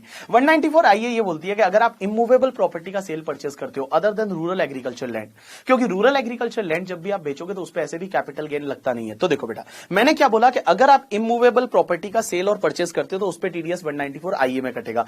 पेयर कौन होना चाहिए? Any person. पेई कौन होना चाहिए? Resident person. पेई रेजिडेंट पर्सन मीन सेलर जो होना चाहिए वो रेजिडेंट होना चाहिए, तभी यहां टीडीएस कटेगा। टीडीएस कौन काटेगा? बायर काटेगा। किसका? सेलर का। तो बायर इज एनी पर्सन और seller should be a resident person. TDS की रेट रहेगी 1%। टीडीएस की रेट रहेगी 1%। कोई भी इमूवेबल प्रॉपर्टी सेल और परचेस करते हो 1% की रेट से आपको टीडीएस काटना है, लेकिन टीडीएस तभी काटना है जब कंसिडरेशन आपका 50 लाख या उससे ज्यादा है। कंसिडरेशन 50 लाख या उससे ज्यादा है तो टीडीएस काटना है। If consideration is less than 50 lakh TDS नहीं काटना, एग्जैक्ट 50 लाख टीडीएस काटना है। मींस 50 लाख या उससे ज्यादा का कंसिडरेशन है तो टीडीएस काटना है। अब एक चीज समझना, या स्टैंप ड्यूटी वैल्यू से कोई मतलब नहीं है। जैसे मान लो मैंने एक प्रॉपर्टी खरीदी, वो 48 लाख में खरीदी, बट उसका स्टैंप ड्यूटी वैल्यू 55 लाख है। क्वेश्चन इज दैट क्या टीडीएस काटना है? आंसर इज नो, उसमें टीडीएस काटने की जरूरत नहीं है। अब एक और चीज समझना, मैंने एक प्रॉपर्टी है वो खरीदी 80 लाख में, बट दो भाई से खरीदी, राम और लखन, 80 लाख में खरीदी प्रॉपर्टीज 80 लाख में, और राम को मैंने पेमेंट किया 40 का और लखन को पेमेंट किया 40 का। क्या टीडीएस काटना पड़ेगा? Answer is yes. यहां कंसिडरेशन प्रॉपर्टी का देखना है, बस जो प्रॉपर्टी आप एक्वायर कर रहे हो उसका कंसिडरेशन कितना है। If that consideration is more then, that consideration is 50 lakh और मोर, तो उसमें टीडीएस काटना पड़ेगा। तो मैंने 50 लाख से ज्यादा, 50 लाख या उससे ज्यादा का पेमेंट किया है, 80 लाख का पेमेंट किया। आप यहां किसको पे कर रहे हो उससे मतलब नहीं, आप वो प्रॉपर्टी का कंसिडरेशन है, वो कंसिडरेशन अगर 50 या उससे ज्यादा है तो आपको टीडीएस काटना पड़ेगा। अब एक और चीज समझना, मेनी टाइम क्या होता है कंसिडरेशन इंस्टॉलमेंट में पे करते हैं। जैसे मान लो फॉर एन एग्जांपल, मैंने क्या किया, 5 करोड़ में प्रॉपर्टी खरीदी और अंडर कंस्ट्रक्शन बिल्डिंग है, तो मुझे पेमेंट करना है वो 1 करोड़ 5 इयर्स में करना है, तो 1 करोड़ पे एवरी ईयर मुझे टीडीएस है वो टीडीएस काटना पड़ेगा।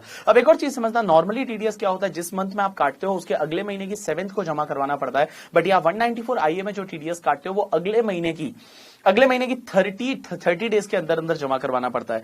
जैसे मान लो I can take one example, आपने जुलाई में टीडीएस काटा तो 30 अगस्त तक आपको जमा करवाना पड़ेगा, और यहां पे आपको 10 नंबर लेने की भी जरूरत नहीं है, यहां पे सीधा आप 26 QB करके एक फॉर्म आता है और वो 26 QB करके आप फॉर्म भरोगे और डायरेक्टली ऑनलाइन है वो टीडीएस को जमा करवा दोगे with in 30 days of the next month. अब एक और चीज समझना, इस साल से एक अमेंडमेंट है।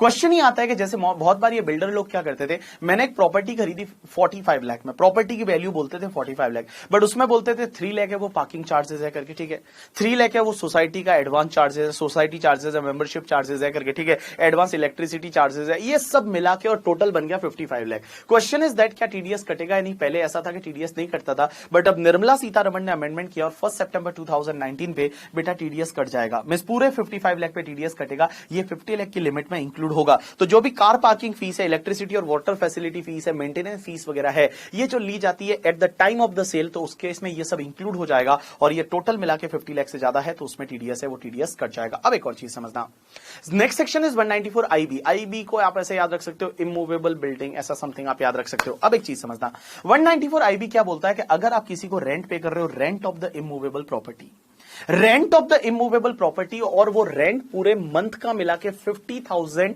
से ज्यादा है, मींस अगर आपने कोई इमूवेबल प्रॉपर्टी भाड़े पे ली और रेंट पूरे मंथ का, मींस पर मंथ और पार्ट ऑफ द मंथ 50,000 से ज्यादा है, तो आपको टीडीएस 194 IB में काटना पड़ेगा। लेकिन आप मुझे बोलोगे सर रेंट पे टीडीएस तो 194 I में काट लेते हैं, I TDS for rent, answer is yes, उसमें काट लेते हैं, लेकिन उसमें पता है तुमको इंडिविजुअल एचयूएफ को एक्सक्लूड किया था जिसकी लास्ट ईयर में टर्नओवर 1 करोड़ तक की थी या ग्रॉस रिसीट 50 लाख की थी, उससे कम थी, तो उनको एक्सक्लूड कर दिया था, वो यहां पे आ जाएंगे। तो इन सिंपल वर्ड बता दूं कि यहां पे क्या लिखा हुआ है कि अगर पेयर में लिखा हुआ है सिर्फ इंडिविजुअल और एचयूएफ जो 194 I में कवर नहीं होते, जो 194 I में कवर नहीं होते, वो इंडिविजुअल एचयूएफ किसी रेजिडेंट पर्सन को अगर रेंट पे करते और पर मंथ और पार्ट ऑफ द मंथ का रेंट 50,000 रुपीज से ज्यादा है तो यहां पे टीडीएस काटना पड़ेगा।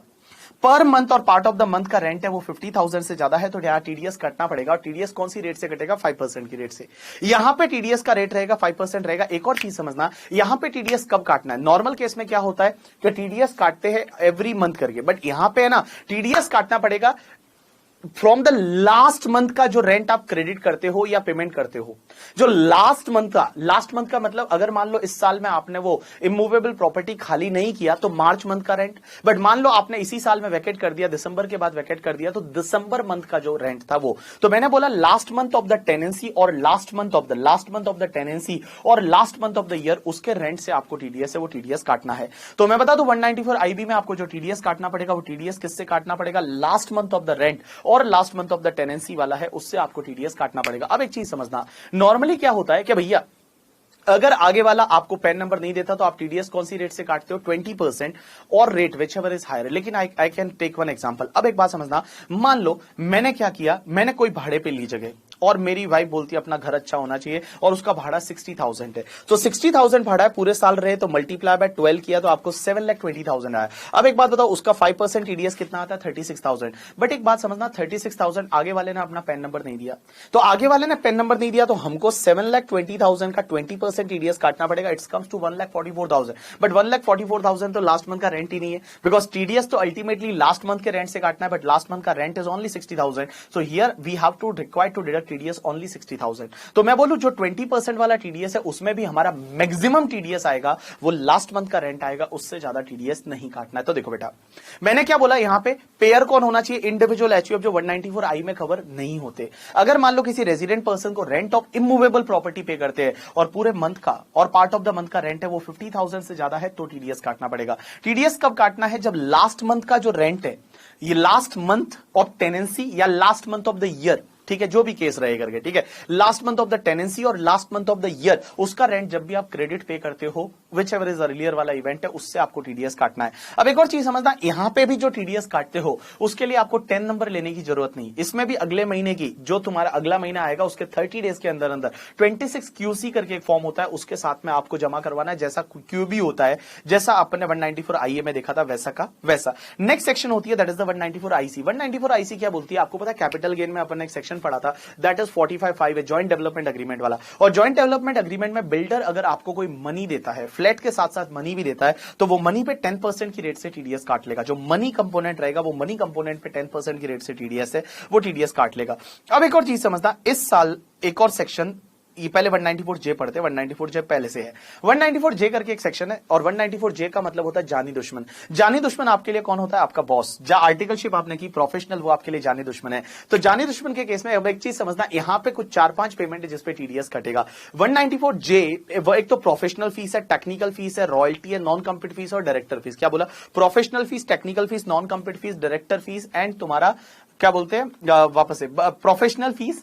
दूसरा तुम्हारा क्या बोला मैंने, royalty, technical fees, non compete fees and director fees. Yes, professional fees, technical fees, director fees, non compete fees and तुम्हारा रॉयल्टी, ये वाले जो पेमेंट है उस पे टीडीएस 194J में कटेगा। अब इसमें एक चीज समझना, पेयर कौन होना चाहिए, any person, but individual HUF है, वो इंडिविजुअल एचयूएफ किसी को भी मतलब प्रोफेशनल फीस वगैरह देता है या टेक्निकल फीस देता है तो टीडीएस तभी काटना है जब लास्ट ईयर का टर्नओवर 1 करोड़ से ज्यादा था या ग्रॉस रेसिट 50 लाख से ज्यादा था, अदरवाइज टीडीएस काटने की जरूरत नहीं। तो मैंने क्या बोला, pair any person, but individual HUF किसी को प्रोफेशनल फीस या टेक्निकल फीस देता है तो टीडीएस तभी काटना है जब लास्ट ईयर का टर्नओवर है वो 1 करोड़ से ज्यादा था या ग्रॉस रेसिट 50 लाख से ज्यादा था तो टीडीएस काटना है, अदरवाइज टीडीएस काटने की जरूरत नहीं।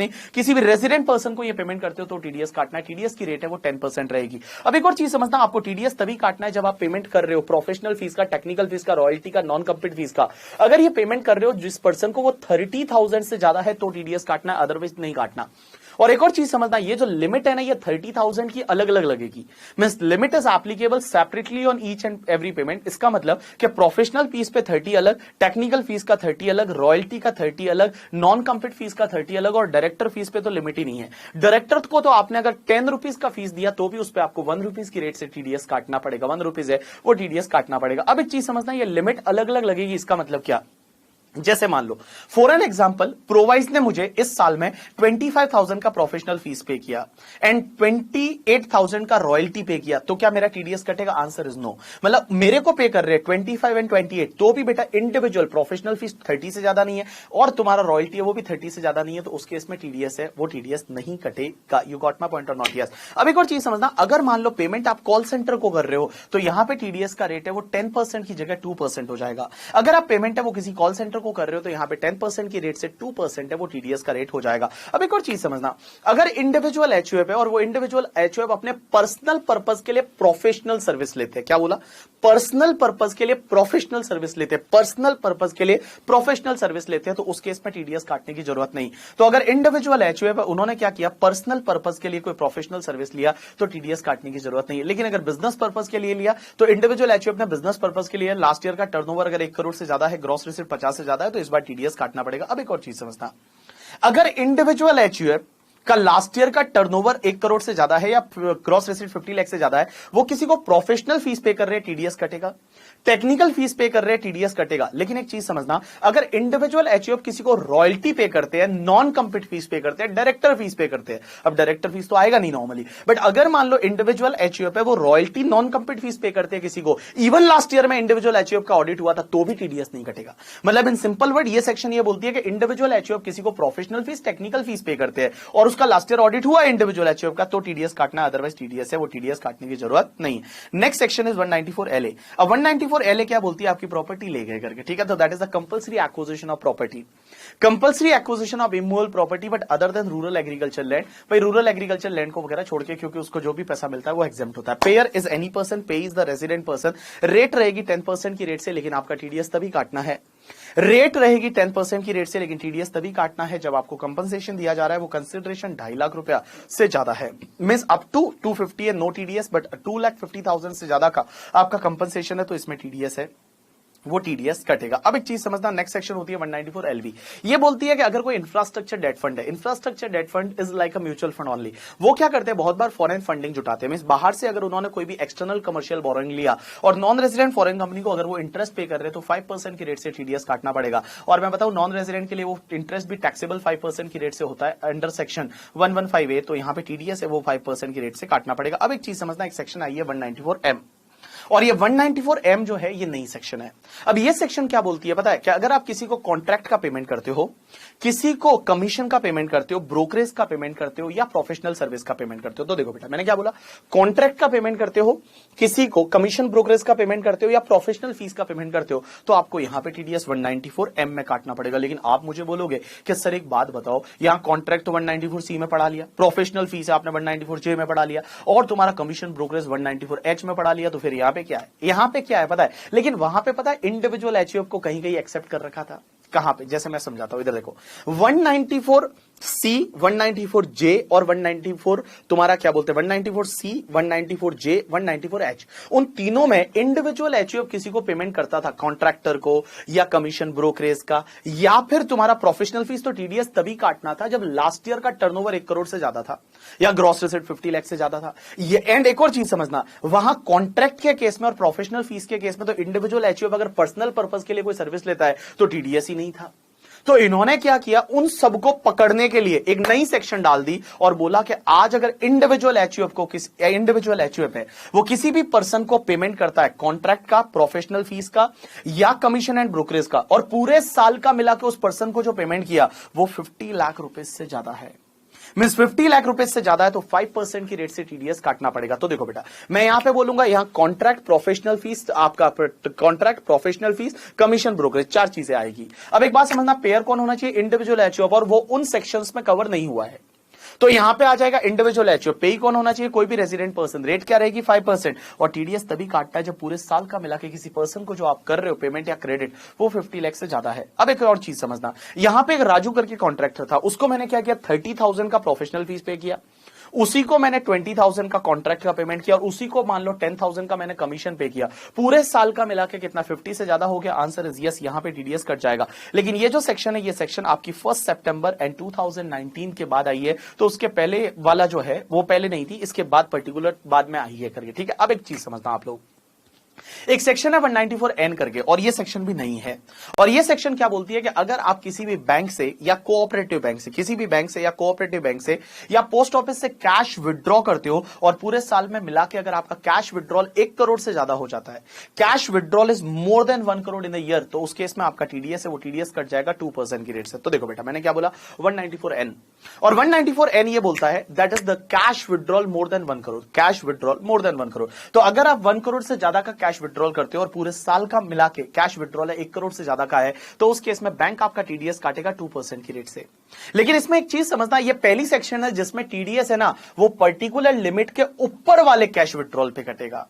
जैसे आप किसी को कॉन्ट्रैक्ट का पेमेंट करते हो, मान लो 1 करोड़ का, टीडीएस पूरे 1 करोड़ पे कटेगा। लेकिन यहां पे कैसे है कि अगर मान लो आपने कैश विड्रॉ 1 करोड़ 20 लाख किया तो 20 लाख पे टीडीएस कटेगा, 1 करोड़ पे नहीं कटेगा। Mean in excess of the 1 crore है उस पे आपका 2% की रेट से टीडीएस है वो टीडीएस कट जाएगा, 2% की रेट से टीडीएस है वो 2% की रेट से टीडीएस कटेगा। लेकिन एक चीज समझना, अगर मान लो कैश विड्रॉल है वो गवर्नमेंट करती है या कोई बैंक करती है, कोऑपरेटिव बैंक करती है, पोस्ट ऑफिस करती है, या फिर ऐसी कंपनी जो क्या बोलते हैं एटीएम चलाती है। बहुत सारी कंपनियां ऐसी है जिनकी बैंक नहीं है but they operate the ATM, जैसे टाटा का एक एटीएम चलता है। तो क्वेश्चन ये आता है, ये लोग अगर कैश विड्रॉ करते हैं तो उस केस में उनका टीडीएस नहीं कटेगा। एज वेल एज एक एक्सेप्शन आरबीआई ने और डाला कि जो भी मनी चेंजर है, वो मनी चेंजर भी अगर मान लो मनी चेंजर है, वो मनी चेंजर कैश विड्रॉ करते हैं तो उस पर भी ये सेक्शन नहीं लगेगी। तो देखो बेटा ये सेक्शन क्या बोलती है कि अगर मान लो बैंक से आप कैश विड्रॉ करते हो, पूरे पूरे साल का मिला के 1 करोड़ से ज्यादा, पूरे साल का मिला के 1 करोड़ से ज्यादा कैश विड्रॉ करते हो तो इन एक्सेस ऑफ 1 करोड़ पे आपका 2% की रेट से टीडीएस है, वो 2% की रेट से टीडीएस है, वो आपका कट जाएगा।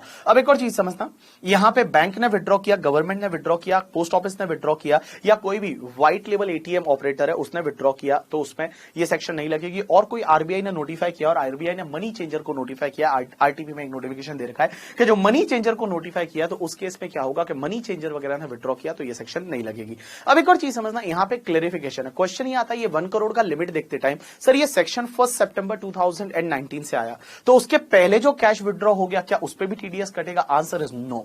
इन्होंने बोला 1 सितंबर 2019 के बाद जो कैश विड्रॉ होगा, 1 सितंबर 2019 या उसके बाद में कैश विड्रॉ होगा, सिर्फ उस पर टीडीएस कटेगा। लेकिन एक चीज समझना, जो लिमिट 1 करोड़ की देखते टाइम जो पहले कैश विड्रॉ हुआ है उसको भी इंक्लूड करेंगे। लिमिट 1 करोड़ की देखते time whatever cash withdraw before 1 September 2019 that should also be included, but whatever cash withdraw on और आफ्टर 1 सितंबर 2019 सिर्फ उसी पे टीडीएस कटेगा, उसके पहले वाले पे टीडीएस है वो आपका नहीं कटेगा। अब एक और चीज समझना यहां पे, जैसे मैं एक एग्जांपल लेता हूं, मैंने क्या किया, अप्रैल में मान लो 2 करोड़ का कैश विड्रॉ किया था, टीडीएस कटेगा उस पे? Answer is no.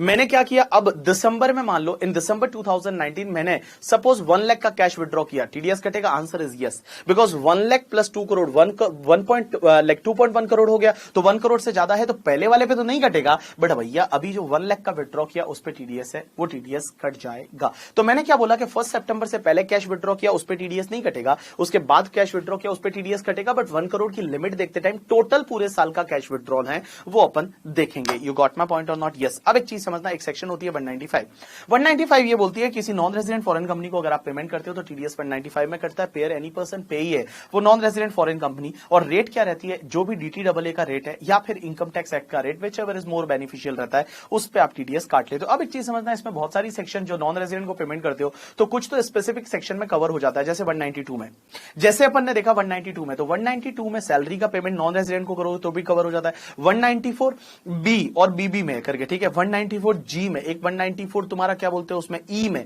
एक तुम्हारा 194 एलबीए में, एक 194 एलबीबी में, तो ऐसी बहुत सारी स्पेसिफिक सेक्शन है जिसमें non resident foreign company cover हो जाती है। अगर वहां पे कवर नहीं होती है तो 195 में टीडीएस है वो टीडीएस काटना पड़ेगा।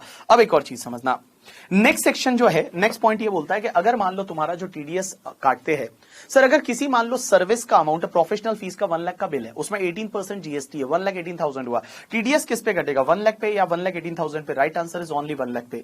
जो भी जीएसटी कंपोनेंट है सर्विस वाला, मैं वापस बोल रहा हूं, सर्विस का जीएसटी कंपोनेंट है उस पे टीडीएस नहीं काटना, जो भी सर्विस का जीएसटी कंपोनेंट है उस पे टीडीएस है वो टीडीएस काटने की जरूरत नहीं। अब एक और चीज समझना, अगर आप पेमेंट किसी central government, state government, RBI, statutory corporation या म्यूचुअल फंड को पेमेंट करते हो तो उनका भी टीडीएस नहीं कटता।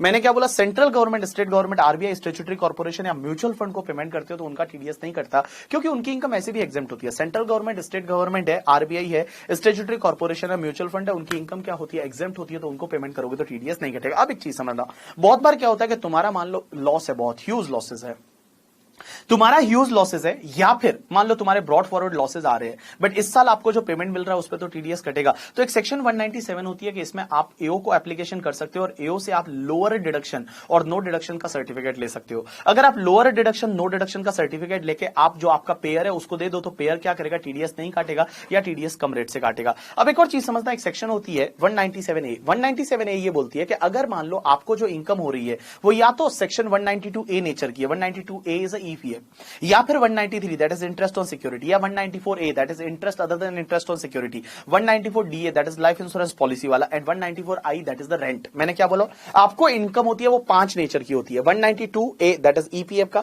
193 interest on security, 194A interest other than interest on security, 194DA life insurance policy का maturity, and 194I that is the rent. अगर मान लो आपको ये इनकम होती है और आपका जो net taxable income basic exemption से कम है, आपकी जो नेट टैक्सेबल इनकम है वो बेसिक एग्जेम्पशन से कम है, तो उस केस में आप जो आपको पे कर रहा है ना ये इनकम, जैसे बैंक वगैरह इंटरेस्ट दे रहा है तो बैंक को आप 15G 15H सबमिट कर सकते हो।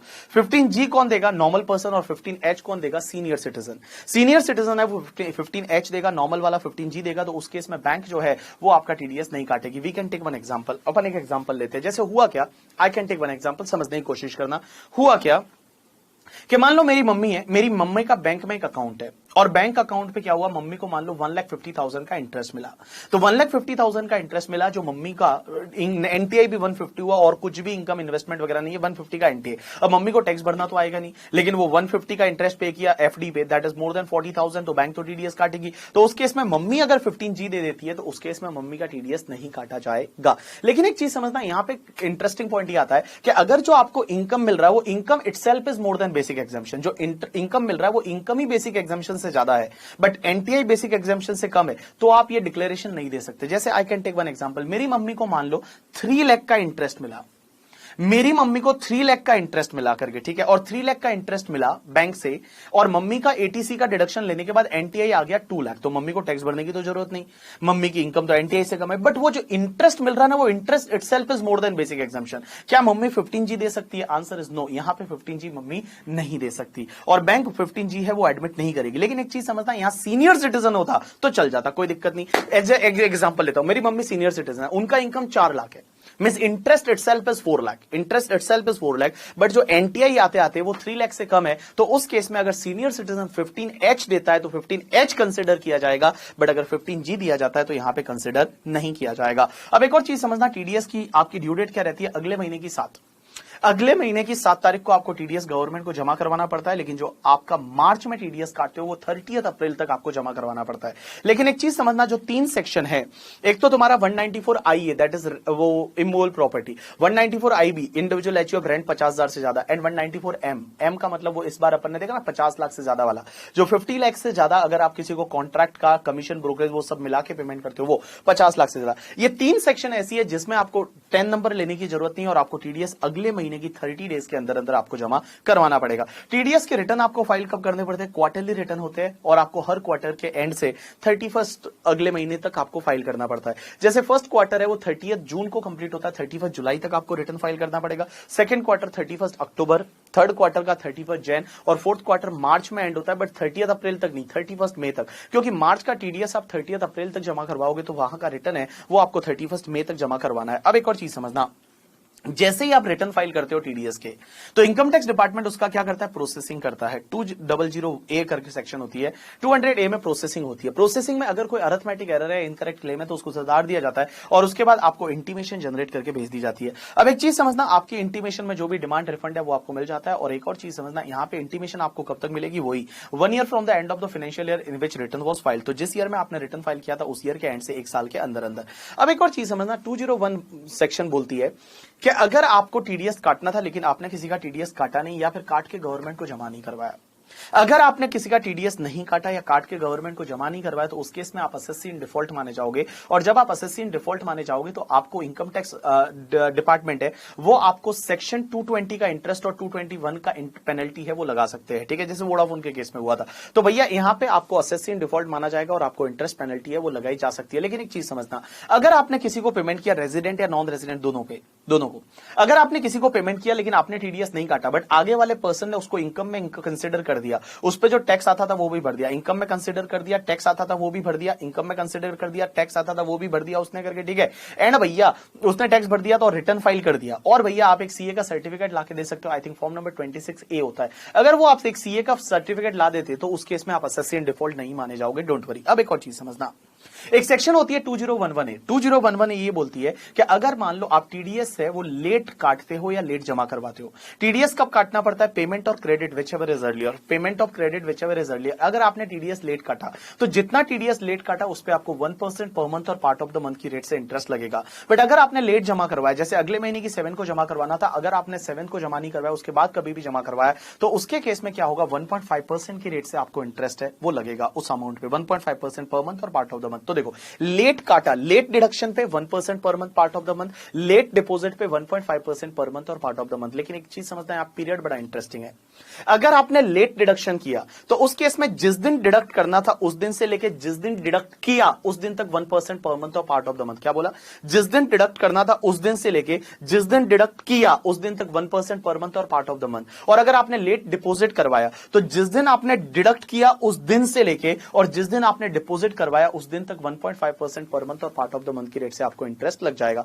अब एक और चीज समझना, 234E ये बोलती है कि भैया आपको टीडीएस के रिटर्न वो टाइम पे जमा करवाने पड़ते हैं। अगर आपने टीडीएस रिटर्न लेट फाइल किए तो उसमें 200 रुपीज पर डे का फीस लगेगा। जितने दिन का आपका लेट रिटर्न है उसमें आपको 200 रुपीज का फीस है वो लग जाएगा। Next topic is TCS. TCS का मतलब होता है टैक्स कलेक्शन एट सोर्स। अब एक चीज समझना, ये सेक्शन, ये जो टॉपिक है 206C करके सेक्शन होती है, ये सेक्शन ये बोलती है कि अगर कोई आप स्पेसिफिक गुड्स परचेज करते हो, आप परचेज कर रहे हो, आगे वाला सेल कर रहा है, तो जो सेलर है वो आपसे कंसिडरेशन तो लेगा ही लेगा, बट उसके साथ साथ में आपसे आपका टैक्स का अमाउंट भी ले लेगा। That is called TCS, tax collection at source. जैसे we can take one example, एक अल्कोहलिक लीकर सेल करती है कंपनी यूबी ग्रुप करके। यूबी ग्रुप जो है विजय माल्या वाला ग्रुप था, वो यूबी ग्रुप क्या करती है, मान लो किंगफिशर है, वो अल्कोहलिक लीकर सेल करती है किसी को, और उसने क्या किया, एक लाइक रवीना वाइन्स करके मान लो शॉप का नाम है। अब रवीना वाइन्स ने वहां यूबी ग्रुप से क्या किया, दारू खरीदा। तो दारू खरीदा तो रवीना ग्रुप अपना पेमेंट तो करेगा, साथ साथ में अपना टीसीएस भी 1% की रेट से पे करना पड़ेगा। तो अल्टीमेटली सेलर है वो बायर से क्या करता है, उसका टैक्स भी कलेक्ट करता है। That concept is called TCS.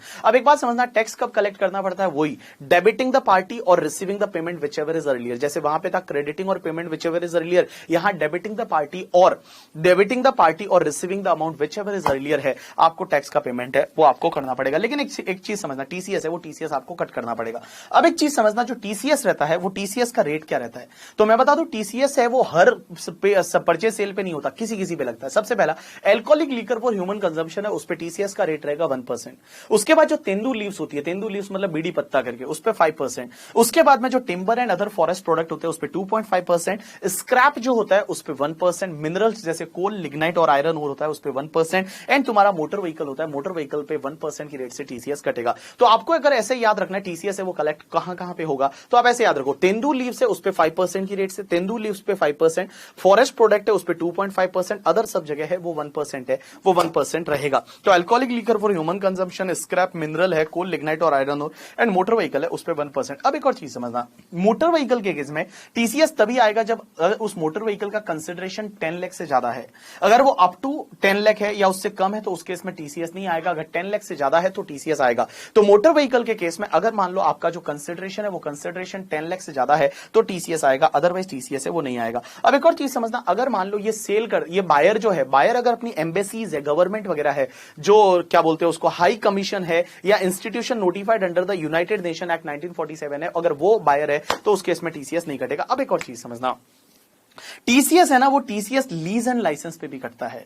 Lease and licence का मतलब अगर मान लो कोई भी पार्किंग लॉट है, टोल प्लाजा है या माइंस या क्वेरी है, वो अगर मान लो किसी को लीज पे दिया जाता है तो लीज पे भी 2% की रेट से टीसीएस आता है। एक एग्जांपल लेते हैं, जैसे मान लो मुंबई में एक बहुत बड़ा मॉल है जिसका नाम है इन्फिनिटी।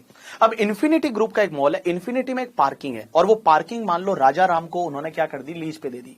इन्फिनिटी ने पार्किंग है वो राजा राम को लीज पे दी, राजा राम एवरी मंथ 5 लाख का लीज रेंट दे रहा है, तो 5 लाख का रेंट दे रहा है। अब एक चीज समझना, राजा राम 5 लाख का रेंट दे रहा है किसको, इन्फिनिटी मॉल वालों को, और राजा राम सबसे 20-20 रुपए, 25-25 रुपए गाड़ी का कलेक्ट करता है, 20 rupees, 10 rupees and depends on motor vehicle, cycle and गाड़ी, उनसे कलेक्ट करता है। और एवरी मंथ 5 लाख है वो किसको पे कर रहा है पता है, इन्फिनिटी मॉल वालों को। तो एक चीज समझना, यहां राजा राम जो है वो अपना टीसीएस भी देगा। मींस इन्फिनिटी मॉल वाले क्या करेंगे, 2% है वो टीसीएस भी कलेक्ट करेंगे। इन्फिनिटी मॉल वाले है वो 2% है वो टीसीएस भी कलेक्ट करेंगे। राजा राम टीडीएस काटेगा 194I में करके, ठीक है। और बेटा राजा राम तो टीडीएस काटेगा इन्फिनिटी मॉल का, और इन्फिनिटी मॉल वाले क्या करेंगे, 2% की रेट से टीसीएस है वो टीसीएस भी कलेक्ट करेंगे। तो मैं आपको बताऊं, देखो टीसीएस कहां लगता है। सबसे पहला alcoholic liquor for human consumption, जो alcoholic liquor for human consumption 1%, tendu leaves है उस पे 5%, timber and forest product 2.5%, scrap पे 1%, मिनरल, कोल, लिग्नाइट और आयरन ओर है उस पे 1%, मोटर व्हीकल पे 1%, lease and licence of the parking lot, toll plaza and mines है उस पे 2% की रेट से टीसीएस है वो कट जाएगा, लेकिन इसमें मिनरल ऑयल्स की माइंस है वो इंक्लूड नहीं होगी। अब एक और चीज समझना, अगर आप इनमें से कोई भी प्रोडक्ट खरीदते हो पर्सनल कंजम्पशन के लिए, अगर आप इसमें से कोई भी प्रोडक्ट खरीदते हो पर्सनल कंजम्पशन के लिए तो टीसीएस नहीं आएगा। जैसे मान लो आप दारू की दुकान पे जाते हो और दारू खरीदते हो, बोलते हो एक बोतल दो मुझे करके, ठीक है, और उस बोतल का मान लो 1000 रुपीज आप पे करते हो, तो क्या 1000 के साथ साथ आपको अपना 1% है 10 रुपीज टीसीएस भी देना पड़ेगा? आंसर इज नो, नहीं देना। तो ये जो प्रोडक्ट है अगर आप ये पर्सनल कंजम्पशन के लिए खरीदते हो तो टीसीएस नहीं लगेगा, लेकिन इसका एक एक्सेप्शन है, that is motor vehicle. Motor vehicle आप पर्सनल कंजम्पशन के लिए ही खरीदते हो तो ही टीसीएस लगेगा। मतलब होलसेल में अगर आप मोटर व्हीकल खरीदते हो बेचने के लिए तो तो टीसीएस नहीं आएगा, बट ये बाकी आइटम है, ये होलसेल के लिए खरीदते हो तो टीसीएस लगेगा। मोटर व्हीकल में पर्सनल कंजम्पशन के लिए खरीदोगे तो आपको टीसीएस है वो टीसीएस लग जाएगा। अब एक और चीज समझना, ये जो गुड्स आप खरीदते हो और मान लो आपने कोई प्रोडक्ट खरीदा और अगर आप ये डिक्लेरेशन देते हो कि ये प्रोडक्ट आप किसी दूसरे प्रोडक्ट के मैन्युफैक्चरिंग में यूज करने वाले हो, दूसरे प्रोडक्ट के मैन्युफैक्चरिंग में अगर आप ये यूज करने वाले हो तो उस केस में टीसीएस नहीं आएगा। जैसे आई कैन टेक एग्जांपल कि रेनबैक्सी ने क्या किया कि कुछ अल्कोहलिक लीकर खरीदा और वो लीकर है वो मेडिसिन में यूज होने वाला है, अल्कोहलिक लीकर खरीदा और वो मेडिसिन में यूज होने वाला है, तो उस केस में उस पर टीसीएस है वो टीसीएस नहीं आएगा। अब एक और चीज समझना, जैसे टीडीएस में पेन नंबर नहीं देते हैं तो अपन टीडीएस कौन सी रेट से कट जाता है, 20% और रेट विचएवर इज हायर। लेकिन यहां पे टीसीएस में क्या होता है, अगर आप पेन नंबर नहीं देते हो आपका टीसीएस कौन सी रेट से कलेक्ट होगा बताए, 5% और double the rate whichever is higher, 5% और double the rate whichever is higher. जैसे I can take example, alcoholic liquor of human consumption था, उसमें टीसीएस में पेन नंबर मान लो नहीं दिया, जो भी बायर है वो बायर ने अपना पेन नंबर नहीं दिया तो सेलर टीसीएस कलेक्ट करेगा 5% और 2%, व्हिचएवर इज हायर इज 5%। अब मान लो तेंदू लीव्स है और तेंदू लीव्स में बायर ने अगर अपना पेन नंबर नहीं दिया तो 5% डबल इज 10% और 5% whichever is higher comes to 10%। अब एक और चीज समझना, जो मोटर व्हीकल होता है वो मोटर व्हीकल के केस में भी टीसीएस आता है, लेकिन एक चीज समझना, मोटर व्हीकल के केस में क्वेश्चन ये आता है सिर्फ क्या लग्जरी गाड़ियों पे ही टीसीएस आएगा, आंसर इज नो।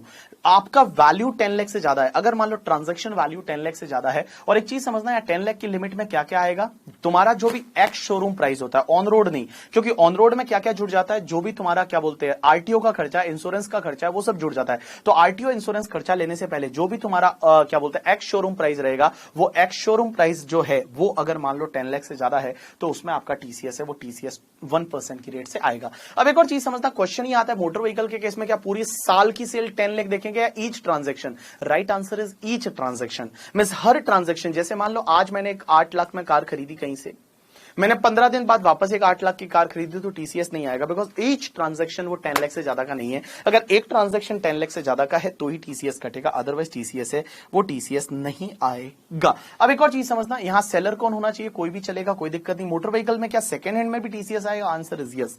भले सेकंड हैंड है या न्यू है उससे कोई फर्क नहीं पड़ता, यहां पे टीसीएस है वो टीसीएस आएगा करके, ठीक है।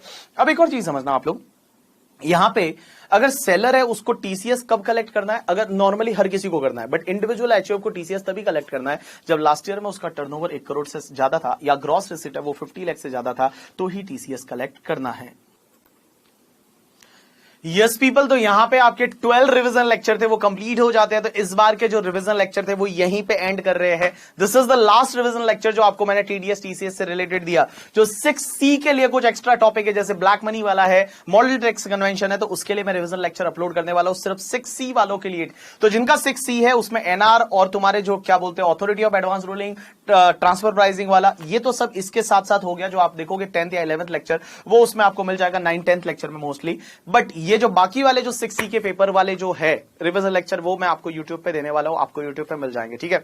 So thanks a lot people, 12th lecture तक आप लोगों के साथ में साथ रहा आप लोगों का रिवीजन लेक्चर में करके, ठीक है। कभी मैंने नहीं बोला आपको कि रिवीजन लेक्चर आप देख रहे हो मेरा चैनल सब्सक्राइब कर लो या फिर लाइक कर लो या क्या बोलते हैं शेयर करो, ऐसा मैं नहीं बोला, ऑब्वियसली आप लोगों ने किया और आपकी वजह से ही आज मैं यहां पे हूं करके, ठीक है। सो पहली चीज तो अब आज बोल रहा हूं मैं, चैनल को सब्सक्राइब कर लो अगर अभी तक आपने नहीं किया है, लाइक कर लो और आप अपने फ्रेंड्स के साथ में, जितने भी सीए फाइनल के फ्रेंड्स हैं उनके साथ में ये शेयर करो, इंटर वालों के साथ में भी शेयर करो, क्योंकि टीडीएस टॉपिक है वो इंटर वालों के लिए भी एप्लीकेबल है एज इट इज जैसा आपके लिए है। और एक और चीज बता दूं, अभी देखो हर बार बोलता हूं, आज वापस बोल रहा हूं कि अभी बहुत कम टाइम है। गिव 100% टू योर स्टडी, सिर्फ स्टडी होनी चाहिए और कुछ नहीं होना चाहिए। लाइफ में ऐसा बहुत बार होता है कि जब अपन कोई डिसीजन लेते हैं, जैसे आप स्टडी हो नहीं पा रही है 2-3 दिन से वगैरह वगैरह, तो आप अपने आप से पूछो कि सबसे पहली चीज आप कौन हो। जब भी आप लाइफ में कुछ ऐसा कर रहे हो, आप डिसाइड नहीं कर पा रहे हो क्या करना है, कैसे करना है, तो 3 क्वेश्चन अपने आप से पूछने के, सबसे पहली चीज आप कौन हो, दूसरी चीज आप क्या कर रहे हो, और तीसरी चीज क्या ये करना आपके लिए सही है क्या। अगर ये तीनों का आंसर आपको सही मिल जाता है, सबसे पहले आप कौन हो मींस आपका बैकग्राउंड, आपका पेरेंट्स का बैकग्राउंड, आप लोग कहां पे हो, कैसे हो, आपका पास्ट क्या रहा है, दैट इज आप कौन हो। दूसरी आप क्या कर रहे हो, जब भी आप कर रहे हो टाइम वेस्ट वगैरह, ठीक है, अगर मान लो 2-3 घंटे टाइम वेस्ट कर रहे हो, ये सब कर रहे हो, अगर आप व्हाट्सएप पे बैठे हो तो आप देखो कि आप क्या कर रहे हो। और तीसरा आप अपने आप से ये पूछो क्या ये करना आपके लिए सही है क्या। अगर उसका आंसर यस आता है तो आप उसको किया करो, अदरवाइज उसको मत करना। तो जब भी आप कोई डिसीजन लेते हो 3 चीजें पूछने का, आप कौन हो, आप क्या कर रहे हो और क्या आपको ये करना सही है क्या। ये 3 चीजें और आपको अपने आप से पूछने के बाद ही आपको डिसीजन लेना है। अपना ध्यान रखो, अपनों का भी ध्यान रखो और सबसे ज्यादा अपनी पढ़ाई का ध्यान रखो, बिकॉज पढ़ाई रही तो आई थिंक मतलब सब चीजें हो जाएगी। इस दुनिया की जितनी प्रॉब्लम्स है ना, मेरे को लगता है कि उन प्रॉब्लम्स का सॉल्यूशन जो है ना, 50% प्रॉब्लम का सॉल्यूशन एक सॉल्यूशन है, इस दुनिया में सबको एजुकेट बना दो, सब लोगों को पढ़ाई करा दो, सब लोग अच्छे लेवल पे चले जाए। और दूसरा जो मेरे को ऐसा लगता है कि रिलीजन नहीं होना चाहिए करके, ठीक है, वो मेरी मतलब थॉट है, हो सकता है आपकी थॉट अलग हो। रिलीजन और सबको एजुकेट करा दो, रिलीजन मान लो नहीं है और सब एजुकेट हो जाए, सब अच्छे पढ़े लिखे हो जाए, इस दुनिया की 50% प्रॉब्लम है वो खत्म हो जाएगी, ठीक है। सो भैया सीधी सी बात है, सीए बनना है और हम हिंदी में बोलते हैं कड़ी मेहनत का कोई भी ऑल्टरनेटिव नहीं है करके, ठीक है, कोई भी उसका जो है ऑल्टरनेटिव नहीं है, कड़ी मेहनत का जो है वो उसका कड़ी मेहनत मतलब हार्ड वर्क है, उस हार्ड वर्क का कोई ऑल्टरनेटिव नहीं है। You have to work hard, आपको हार्ड वर्क करना पड़ेगा। इंटरमीडिएट में क्या हुआ था, कितने अटेम्प्ट में पास हुए थे, कितने मार्क्स आए थे, फाइनल में क्या हुआ, कोई फर्क नहीं पड़ता। आपके लिए यही वाला एग्जाम है जो अभी आ रहा है, जो एग्जाम आपके आंखों के सामने दिख रहा है। मैं बता दूं 24 आवर्स आपके दिमाग में सिर्फ एक ही वर्ड होना चाहिए, दैट इज द सीए। एक ही चीज चलनी चाहिए, सीए, इसके अलावा कुछ भी नहीं है, कोई फ्रेंड नहीं, कुछ नहीं, सिर्फ एंड सिर्फ पढ़ाई। और उसमें ऐसा एकदम लुप्त हो जाओ ना कि दुनिया में सब आपके लिए कुछ भी नहीं है, सिर्फ एंड सिर्फ आपके लिए पढ़ाई है। जैसे ही पास हो जाओगे उसके बाद ऑब्वियसली मैं बता दूं लाइफ बहुत अच्छी है।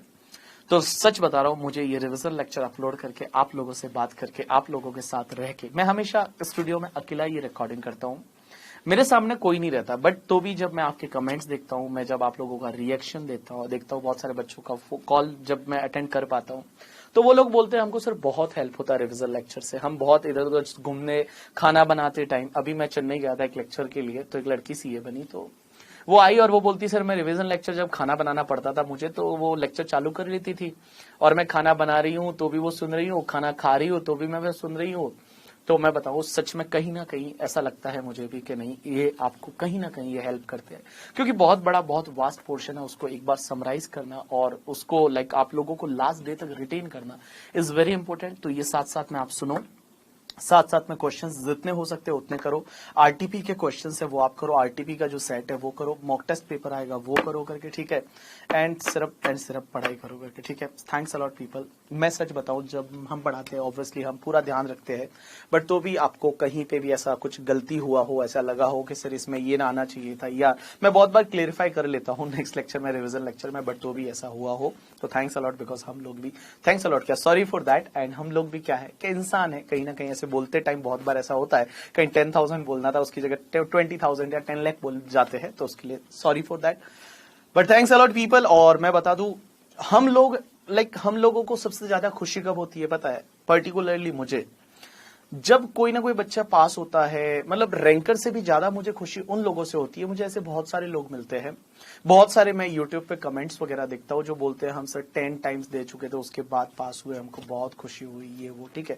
देखो रैंक वगैरह भगवान का दिया होता है, मैं ऐसा मानता हूँ, जो रैंक आती है ना जिस बच्चे की, वो भगवान, उसके पास दिमाग अलग ही, मतलब जब चिप फिट कर रहे थे करके, ठीक है, तो उसके अंदर एक अलग ही मेमोरी कार्ड फिट किया हुआ है, तो उसकी रैंक आनी है, हम थोड़ी सी हेल्प करेंगे उसकी रैंक आ जाएगी, उसमें उसका रोल होता है। बट जो ऐसे स्टूडेंट रहते हैं जो काफी टाइम से स्ट्रगल कर रहे होते हैं या जितने स्कॉलर नहीं होते हैं और वो पास होते हैं, सच बताओ बहुत खुशी होती है। और मैं बताऊं तुम पास हो गए तो हम पास हो गए, अगर तुम ही पास नहीं हुए तो हम पास नहीं हुए, ये ध्यान रखना करके, ठीक है। तुम पास हो गए तो मैं पास हुआ, ठीक है। तो अब आप एक काम करो, आज से अपने लिए और मेरे लिए भी पढ़ाई चालू करो और जोरदार पढ़ाई करो, जोरदार मेहनत करो करके, ठीक है। मतलब कुछ एकदम मोटिवेट होके मतलब तोड़ देंगे फोड़ देंगे करके, ठीक है, फाड़ देंगे, ऐसी वाली मतलब मेहनत करो, शानदार वाली, और शानदार वाली मेहनत करके और पास हो जाओ। और जब भी आप पास हो जाओ, जब भी मुंबई आओ, और उस टाइम अगर मैं अवेलेबल हूं, मुझे 10-15 दिन पहले बताना कि आप मुंबई आ रहे हो, और मुंबई आओ तो आप लोग पक्का मिल के जाना, क्योंकि मैंने ऐसा सुना है कि जिंदा रहेंगे तो मिलेंगे। मैं हमेशा बोलता हूं कि हम लोग मिलते रहेंगे तो जिंदा रहेंगे। So thanks a lot people, आज के लिए इतना बहुत है।